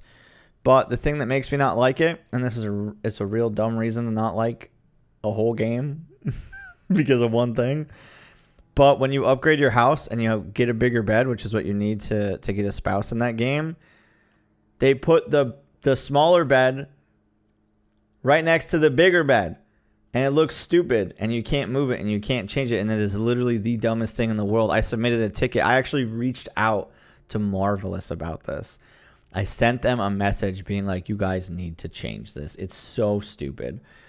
There's no reason on the planet that my single bed should be sitting right next to my queen bed, or my king bed, or my double bed, whatever the flip it's called. Get it out. Or at least let me rearrange my house. Let me do it. But that it never happened. And so I'm really angry about it, and I think it's really stupid. And so, like, after I got married, I'm like, I'm not playing this game anymore. This is really stupid. There's, like, something I don't like about every farming game, though. There is no perfect farming game, to be clear. Let me roll through here. I gave Rosh Harvest Moon 1 world to trade in because I played it, I beat it. It's definitely not the farming game for me. There's a lot of things I dislike in that game, but I do give kudos for trying to do a lot of new things. We definitely got Harvest Moon 1 world so that Harvest Moon Winds of Anthos could fly, because Winds of Anthos is really good. It's really good, but that might be one of the few times where I kind of give a nod if somebody was like, oh, I don't like this world. It's mostly open and empty. And it is pretty open and pretty empty. My biggest complaint about Winds of Anthos exploration is that it is the only farming game where I've gotten a horse and actually used it, because it is not only is it incredibly faster movement speed, it uses significantly less stamina than walking, and which doesn't use that much anyway. But if you sprint, you'll lose more. But the horse uses less stamina than just even walking around. But I dislike the way that they programmed edges, and I think it is borderline offensive that you can't hop off of ledges.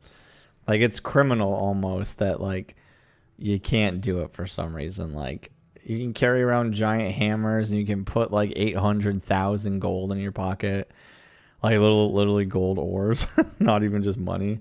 But you can't like hop off of like a 10-foot ledge. Like, bruh, get away from me. That's as dumb as kicking rocks.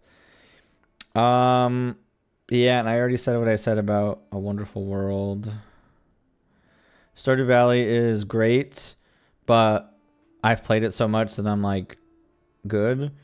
And honestly, playing Fields of Mystria has like really set my bar really high for like what I'm expecting. Like, just like not sitting in older Pokemon games. What do you mean? I don't remember. Like, you can't sit in chairs?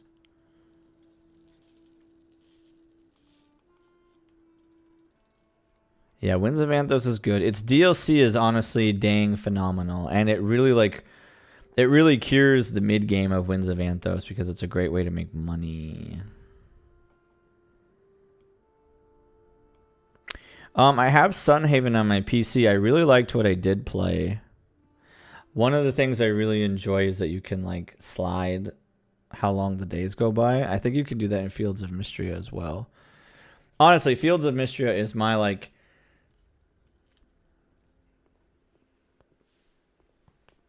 Fields of Mystria is my like most anticipated like PC game for like whenever it comes out.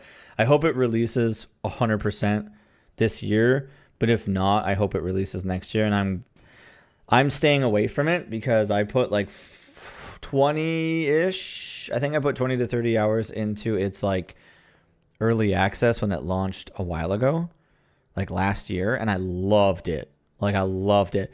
But I could feel myself loving it too much, and I'm like, I gotta stop. Because if I keep playing this game with the hype and the excitement and the, like, passion that I have right now, when this game releases in 1.0, I'm going to be burnt out, and I'm not going to want to play it. So I shelved it and was like, I won't play this till 1.0 because I want to enjoy it. Same with Pal World. I really liked what Pal World was. But I could, like, I put a bunch of time into it, and I'm like, I'm just going to wait for full release. When full release comes out, then I'm going to hit this game hard, and I think I'm going to really like it. Because I liked what was in there. Oh, there were a couple other games I was looking at. There's a couple on Steam, which I always like struggle with. Like I have a computer that can run them, which is like great and everything. But the problem is I don't have like the accessibility to my computer that I do everything else. Which is like the very briefest of moments, and I was like, well, maybe I should get a Steam Deck. Because like with the Steam Deck, you know, I can put whatever games I want on my Steam Deck and just play it kind of wherever. But I don't like how dumb expensive it is. So that's a pretty big pass. Those sheep don't deserve to be punched. Gabby, don't be mad at me. The game does what it does, and I just have to play it. There's nothing I can do about it. There was another Harvest Moon game I played that looks like it's made in RPG Maker. I can't remember the name of it. It's not, but like graphically it's pretty meh, but like gameplay wise it's pretty good. Oh, that's right, Coral Island. I have weird feelings about Coral Island.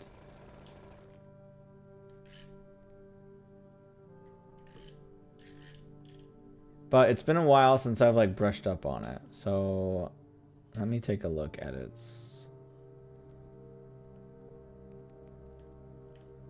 Looks like they did a quality of life update. Did this game release its 1.0? Oh, it did release its 1.0. In fact, it's on its 1.1. When did 1.0 come out?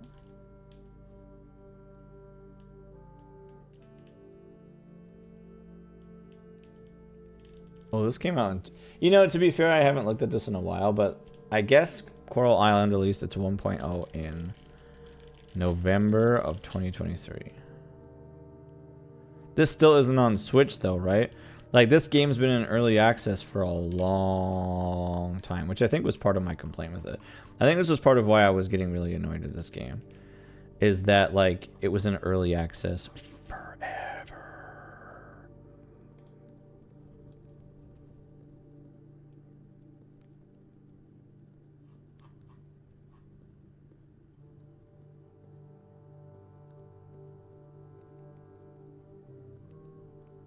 I'm just double checking my complaints before I voice them.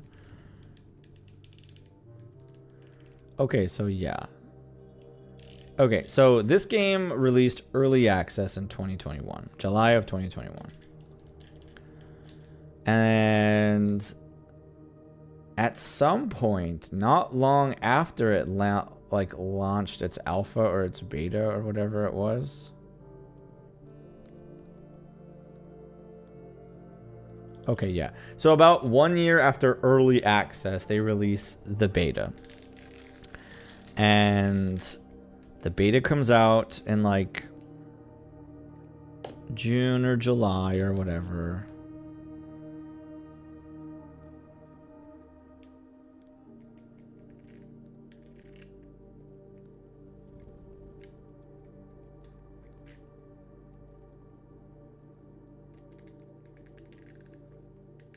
Yeah, okay. So it gets funded in 2021. They do a like alpha beta a year later. Then they launch early access in October of 2022. So about 2 months after they did the beta or alpha or whatever. Then they release it in October of 2022. And then it goes to Game Pass. Game Pass does a like early thing for it or whatever. But Game Pass is like severely behind the Steam version. Not like a little bit. Not a little bit behind. Severely behind. Like quite a few quality of life updates. And that really irked me. And if you like reached out to them on Discord and been like, hey, what's the holdup? What's the status of these like whatever. They were really unresponsive and not super transparent about it. Eventually, I learned how Game Pass works, but not because of Coral Island. I learned about it because of Pal World. But so yeah, game launches in October of 2022 for early access.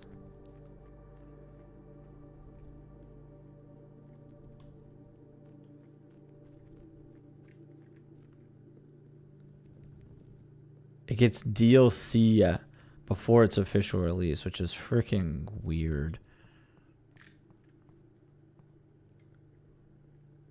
It's weird to release DLC for your game when it's not even like fully out.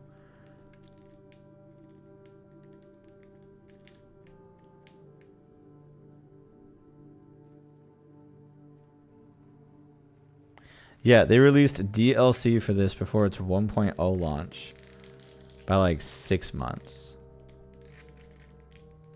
Oh, say here, and look, this is annoying to me too. So they do their November release in 2023. It's on PC, Xbox, and PlayStation 5.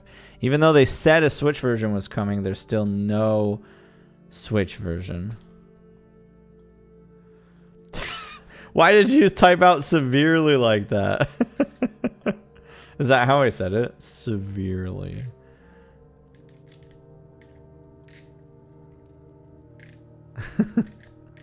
Okay, so then the game is out for like 4 months before they release another roadmap. Oh my gosh, that was the other thing. They had so many roadmaps before the game came out.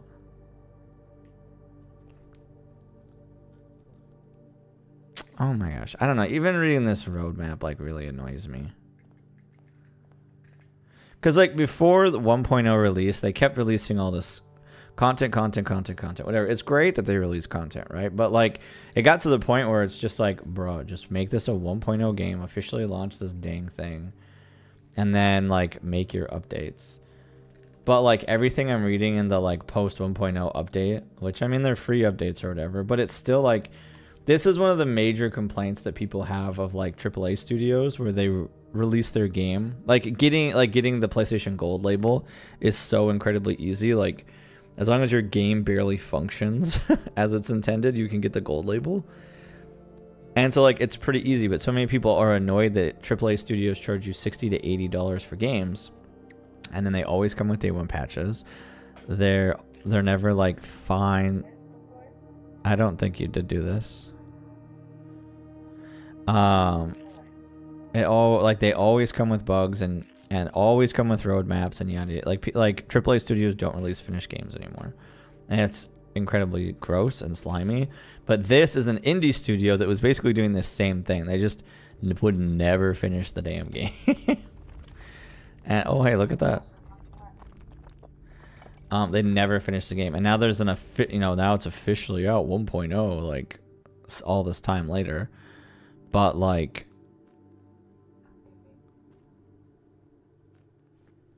oh, we're past when stream was supposed to end, and we found a secret. I better turn the stream off really quick. So like even though I have Coral Island and like I see all these updates and like, oh my gosh, 1.1 is out in July, you know, the 1.1 update came 10 months after release or 8 months after release or whatever. And now they've got an update this last November that came out with a quality of life update. And now there's a new roadmap for like March of 2025.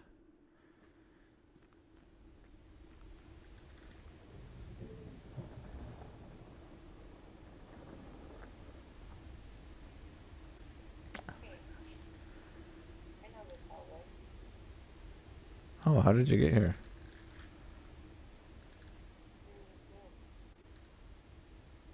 But like what was your entrance?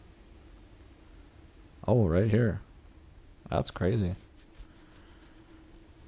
I'll go back up to the elevator. Yeah. Oh, and here's the chess room. Is that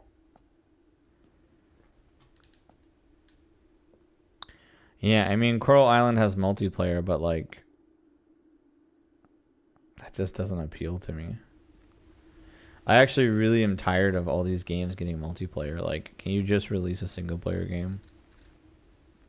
Like, just release the damn game.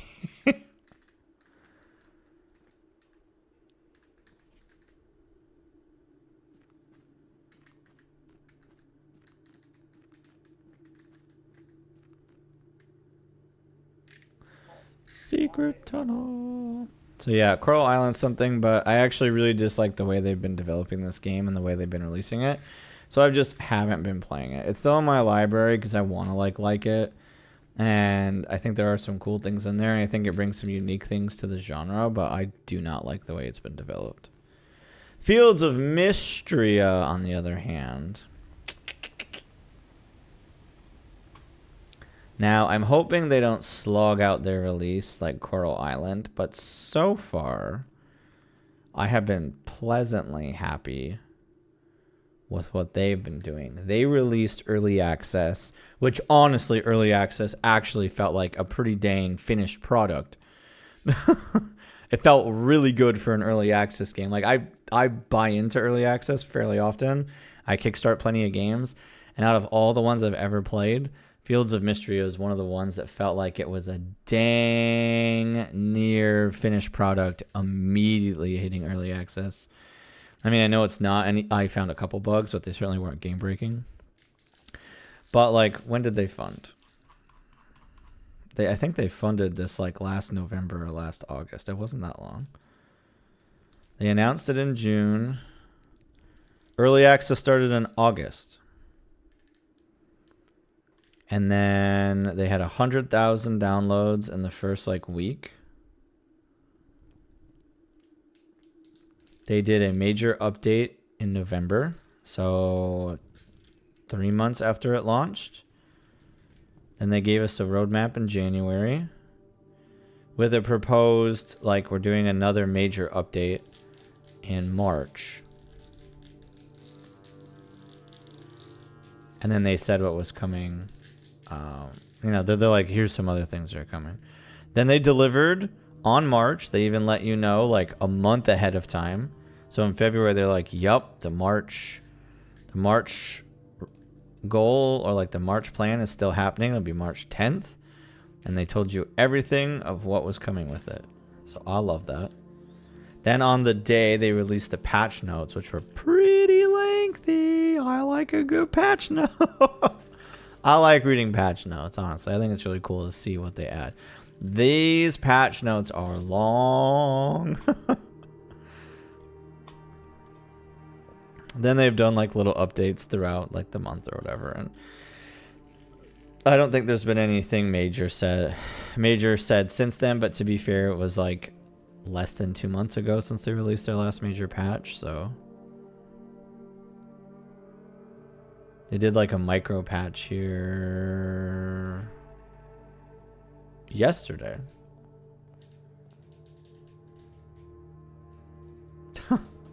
They updated something in the game yesterday, something really small, but I like the transparency of these things personally.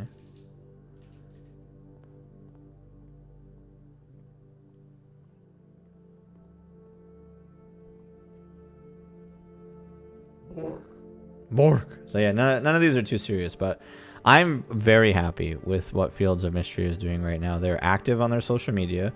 They've never answered my questions, but I see them answer other people's questions. So they're active in their community. I don't know if they have a Discord or not, but they have a website that they keep updated. They keep their Steam page updated. They stick to their deadlines that they self-impose, which is great. That's good.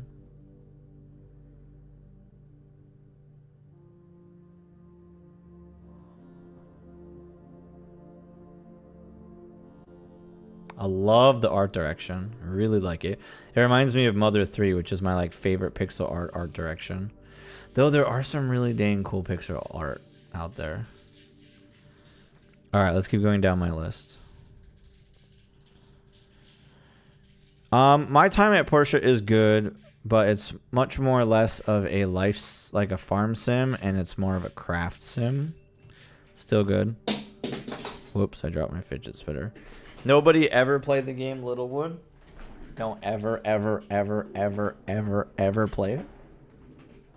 Not because it's a bad game, but the developer is like pure shade and hella slimy and super gross. I'll tell you the name of the developer so you can avoid them like the plague.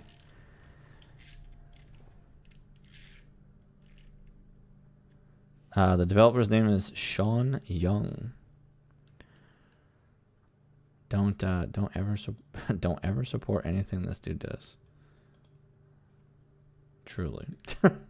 Don't. My time at Porsche is okay. I think my time at Sandrock would be better on PC. I'm actually really hoping I'm going to re-download that game when I get my Switch 2, and I'm truly hoping for like a night and day performance, because the performance on Switch is utter garbage. Like Pokemon Scarlet and Violet garbage. Like, don't get me wrong, I enjoyed Scarlet and Violet, but like we all know what I'm talking about when I say that, right? The crazy frame drops. It does even worse than Scarlet and Violet does in a lot of ways on Switch. So I'm hoping it's better on Switch too.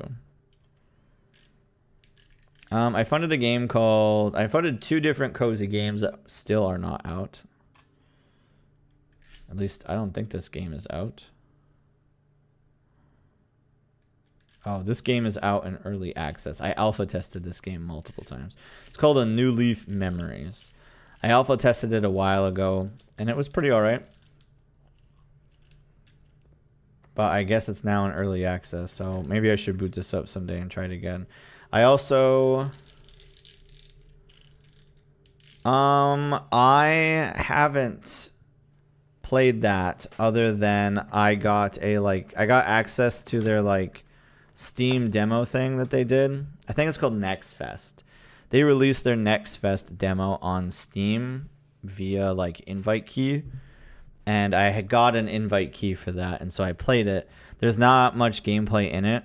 Like when I know I dragged it out for like 2-ish hours, but when I look back on it and I think about it, I go, there's really only like 20-ish minutes of gameplay in here, which isn't bad. You know, it's a Next Fest demo, so it's really just there to like show you like what stuff is coming up. But I also, this one actually made me really angry. Because like I'm really adamant about transparency. And technically I funded a game that still isn't out, and I funded it probably like 8 years ago, and it's still not out, but I'm not mad about it because the developers are super transparent.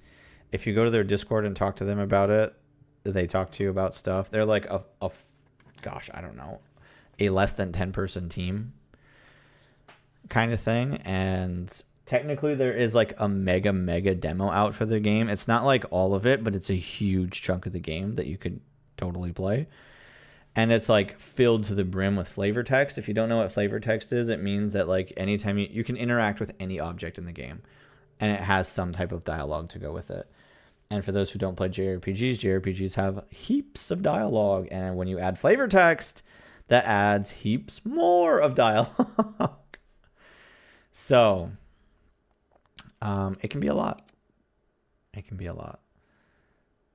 So I'm definitely not like disgruntled with them, even though their game still isn't fully released, but they're really transparent, so I like that.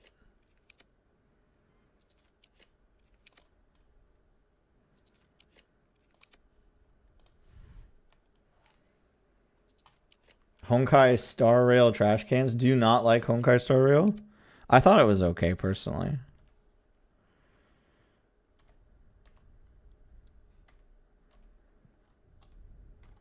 I can't actually decide if I prefer Honkai over Genshin or not.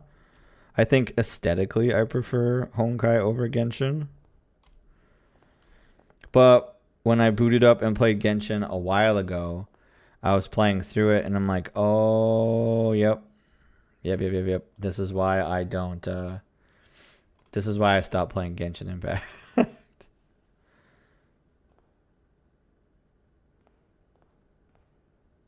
You just get... Wait, what? I love Honkai Star Rail. You just get pretty much another story with track. Oh, flavor text. Okay, yeah. Sorry, I really was not following along with what you're saying. I'm like, I'm so confused. What? But I also funded this game called Puff Pals. And it came out. Technically, I have access to the alpha. I don't know when the alpha is, but I have access to it. I haven't updated any part of the like store page or community fund or anything like that, so I don't know when this alpha is. So you can't even like find it in the store. I have a alpha key, but I'll tell you about Puff Pals. And the reason why I am annoyed that I funded this game. Now, I bought my key to Puff Pals years ago. Literally years ago.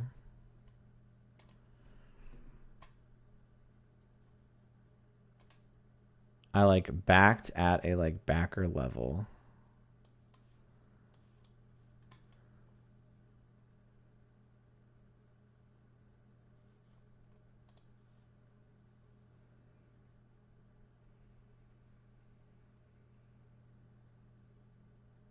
Okay, so they've already finished alpha testing, but you can still play the alpha while they prepare for the second alpha.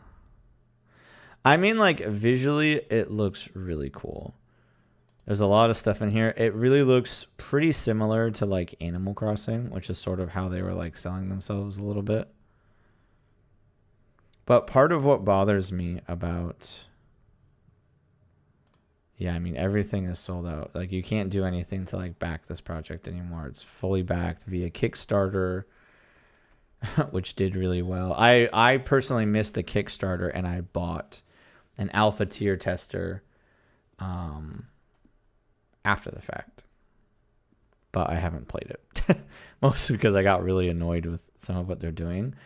Because, like, not only did they have a really successful Kickstarter, and then they sold extra stuff after the fact, they have, like, a shop filled with plushies and merch. They have DLC skins that you can buy. I don't like stuff like that. Like, it gives Kickstarter games and the like really bad names. Like, the game is... Gosh, when did I fund this game? I had to have funded this game, like, a year or two ago. Maybe even later than that, but...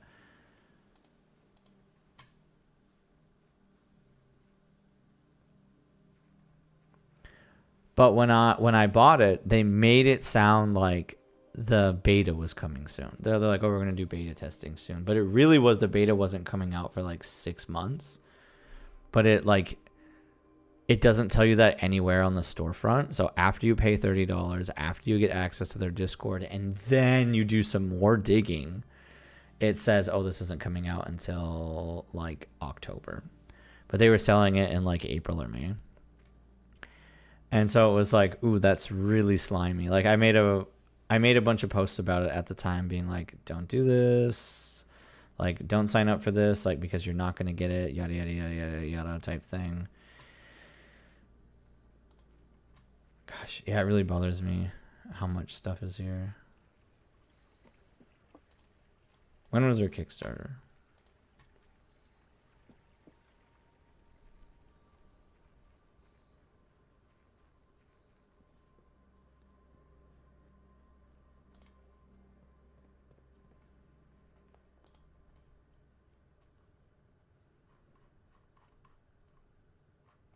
I want to know when this was funded. Okay, yeah. Okay.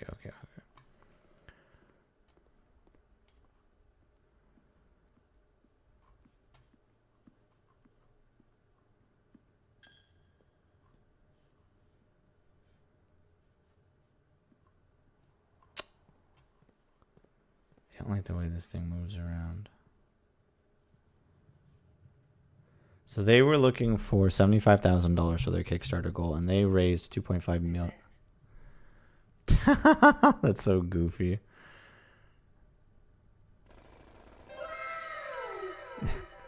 So yeah, they were looking for $75,000. They raised $2.5 million, and they're like 30 days on Kickstarter.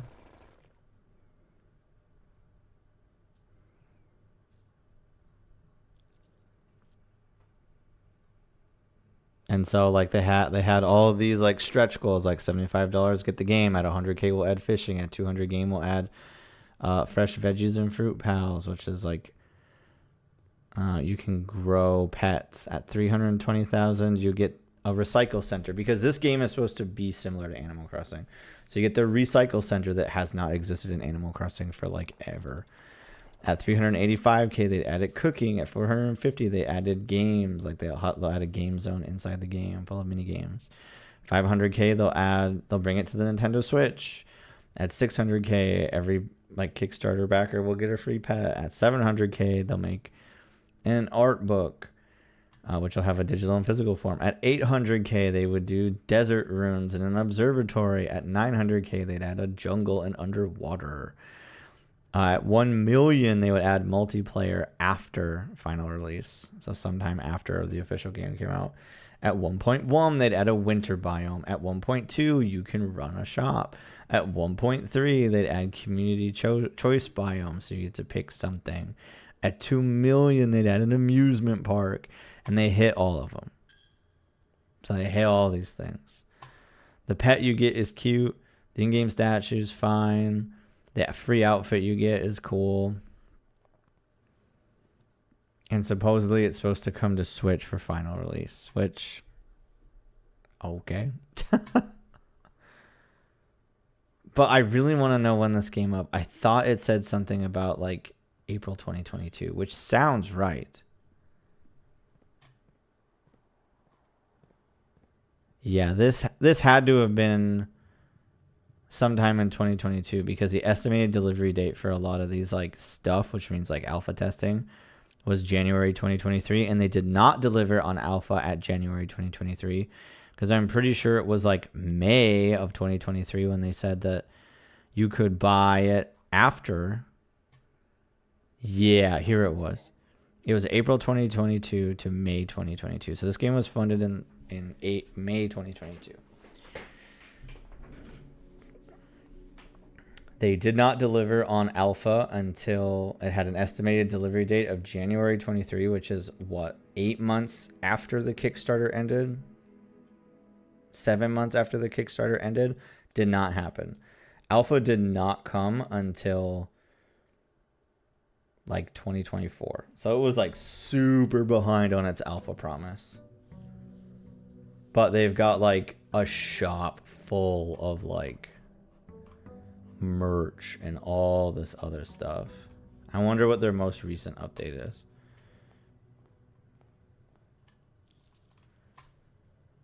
So they just updated this about 3 weeks ago.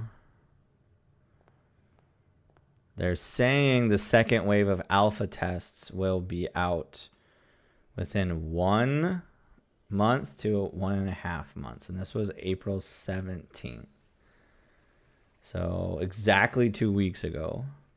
So sometime between May 15th and May 29th, the phase 2 of this thing is supposed to come out. What is that weird chest? Oh yeah, spooky. The trunk is locked. Something tells you it should stay that way. Oh, you're the one, Ricky.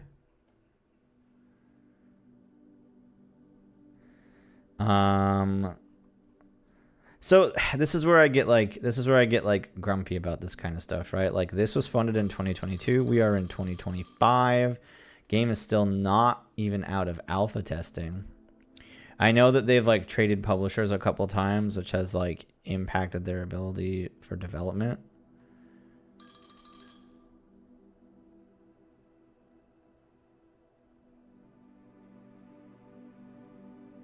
Oh, somebody made like a pretty grumpy car. So let's read what this has to say. This probably is talking about some of what I'm talking about.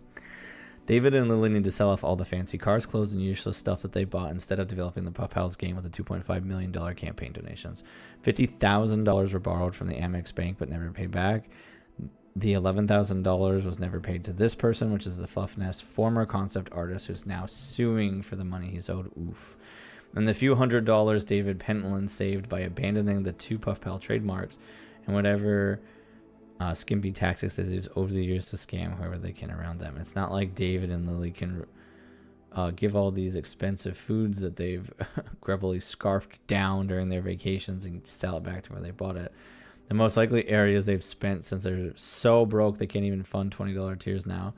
The other consideration is that they rent a house 30 minutes from areas like Hollywood and Beverly Hills, Angeles, so they probably do have money left, but they just don't want to share it with backers anymore. Puff Pals was funded in May 2020 with $2.5 million. August 2022, the Amex credit card account opened under David. And oh my gosh, I love this investigative stuff.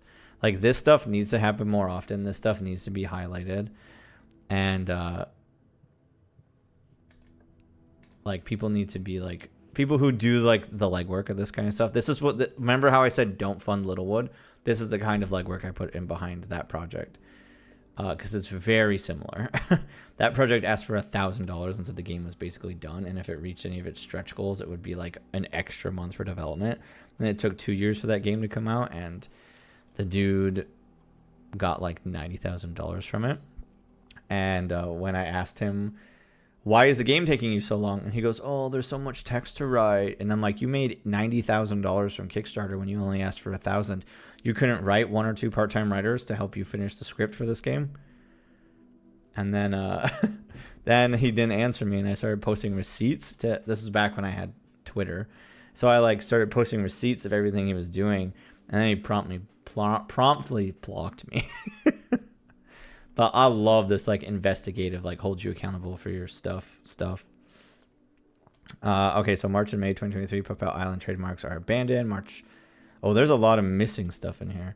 March 2024, Blade Funding pays Fluffness $200,000 upfront loan payment under Lily Yang and David Kenji. For this, June 2024, Zyman Company files application. Yeah, so this is what I was talking about. I said that they kept, like, trading publishers for a while. Okay, July 2024, they're like, business bank card goes unpaid. August 24, Fluffness diverts Blade Funding owned monthly payments to another bank account and not specified in the contract. Blade Funding sues for $200,000. Does the remaining balance what they still owe? March 2025, Amex files lawsuits against them as well for their outstanding $50,000 in debt. April 2025, the former concept artist files legal action for the $11,000 he's owned for art and assets he was not paid for.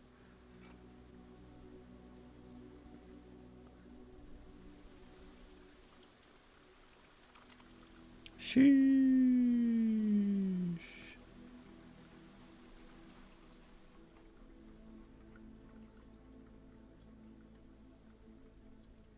And this is what makes Kickstarter really tricky, right? It's stuff like this that makes, like, funding games really difficult to do, because, like, there are always people who are trying to just, like, get the cash out of you and then run for the hills. But there are real solid projects out there that, like I did a Kickstarter project for a game called Eagle Island. Now, I've never actually played it because I asked to trade my Steam key for a Switch key. And they're like, yeah, absolutely. And then their, like, publisher mismanaged their keys, so then I didn't even get one. So I do technically still have it for PC, but it was during a huge time of my life where, like, I didn't want to play PC games. I just wanted to play games on my Switch. But, like, that dude delivered. He did a lot of cool stuff. He was really transparent. He took feedback. He did tons of updates post the game coming out, supported it for a long time. I think added multiplayer, like, they did a bunch of stuff with it. Yeah, it was really... So, like, that's one of the games where, like... I mean, there's plenty of games that have done that, like Monster Sanctuary, if you've ever heard of that. That was a Kickstarter game.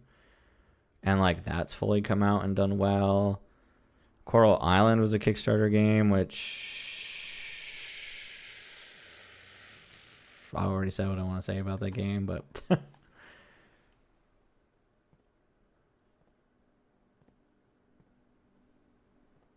Have I played Roots of Pacha? I haven't.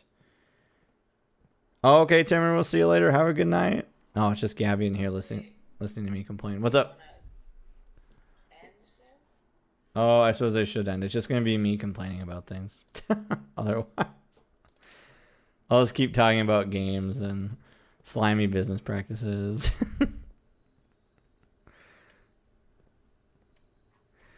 All right, I suppose we should wrap it up. All right, dudes, thanks so much for hanging out. Let me check the schedule here. Oh, yeah, nothing's going on. So we should be here next Tuesday.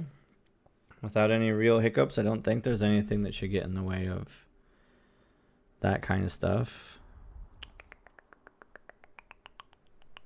Let me just check real quick. We are in May.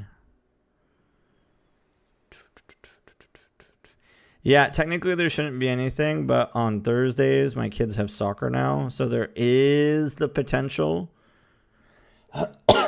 I shouldn't be late, but I could be late. Because I don't get home with them from soccer until like 7:30, 8 o'clock. And I got to wrangle 2 kids into bed, so... yeah, it's possible I could be late on Thursdays for like a bit. Because of things like soccer and whatever else, but yeah. All right, well, I'm out of here for the night. Thanks so much for popping in. If you popped in, if you lurked, and you enjoyed watching us slowly play through this game, finding stuff, consider smashing that follow button. If you're ever on YouTube, hit subscribe.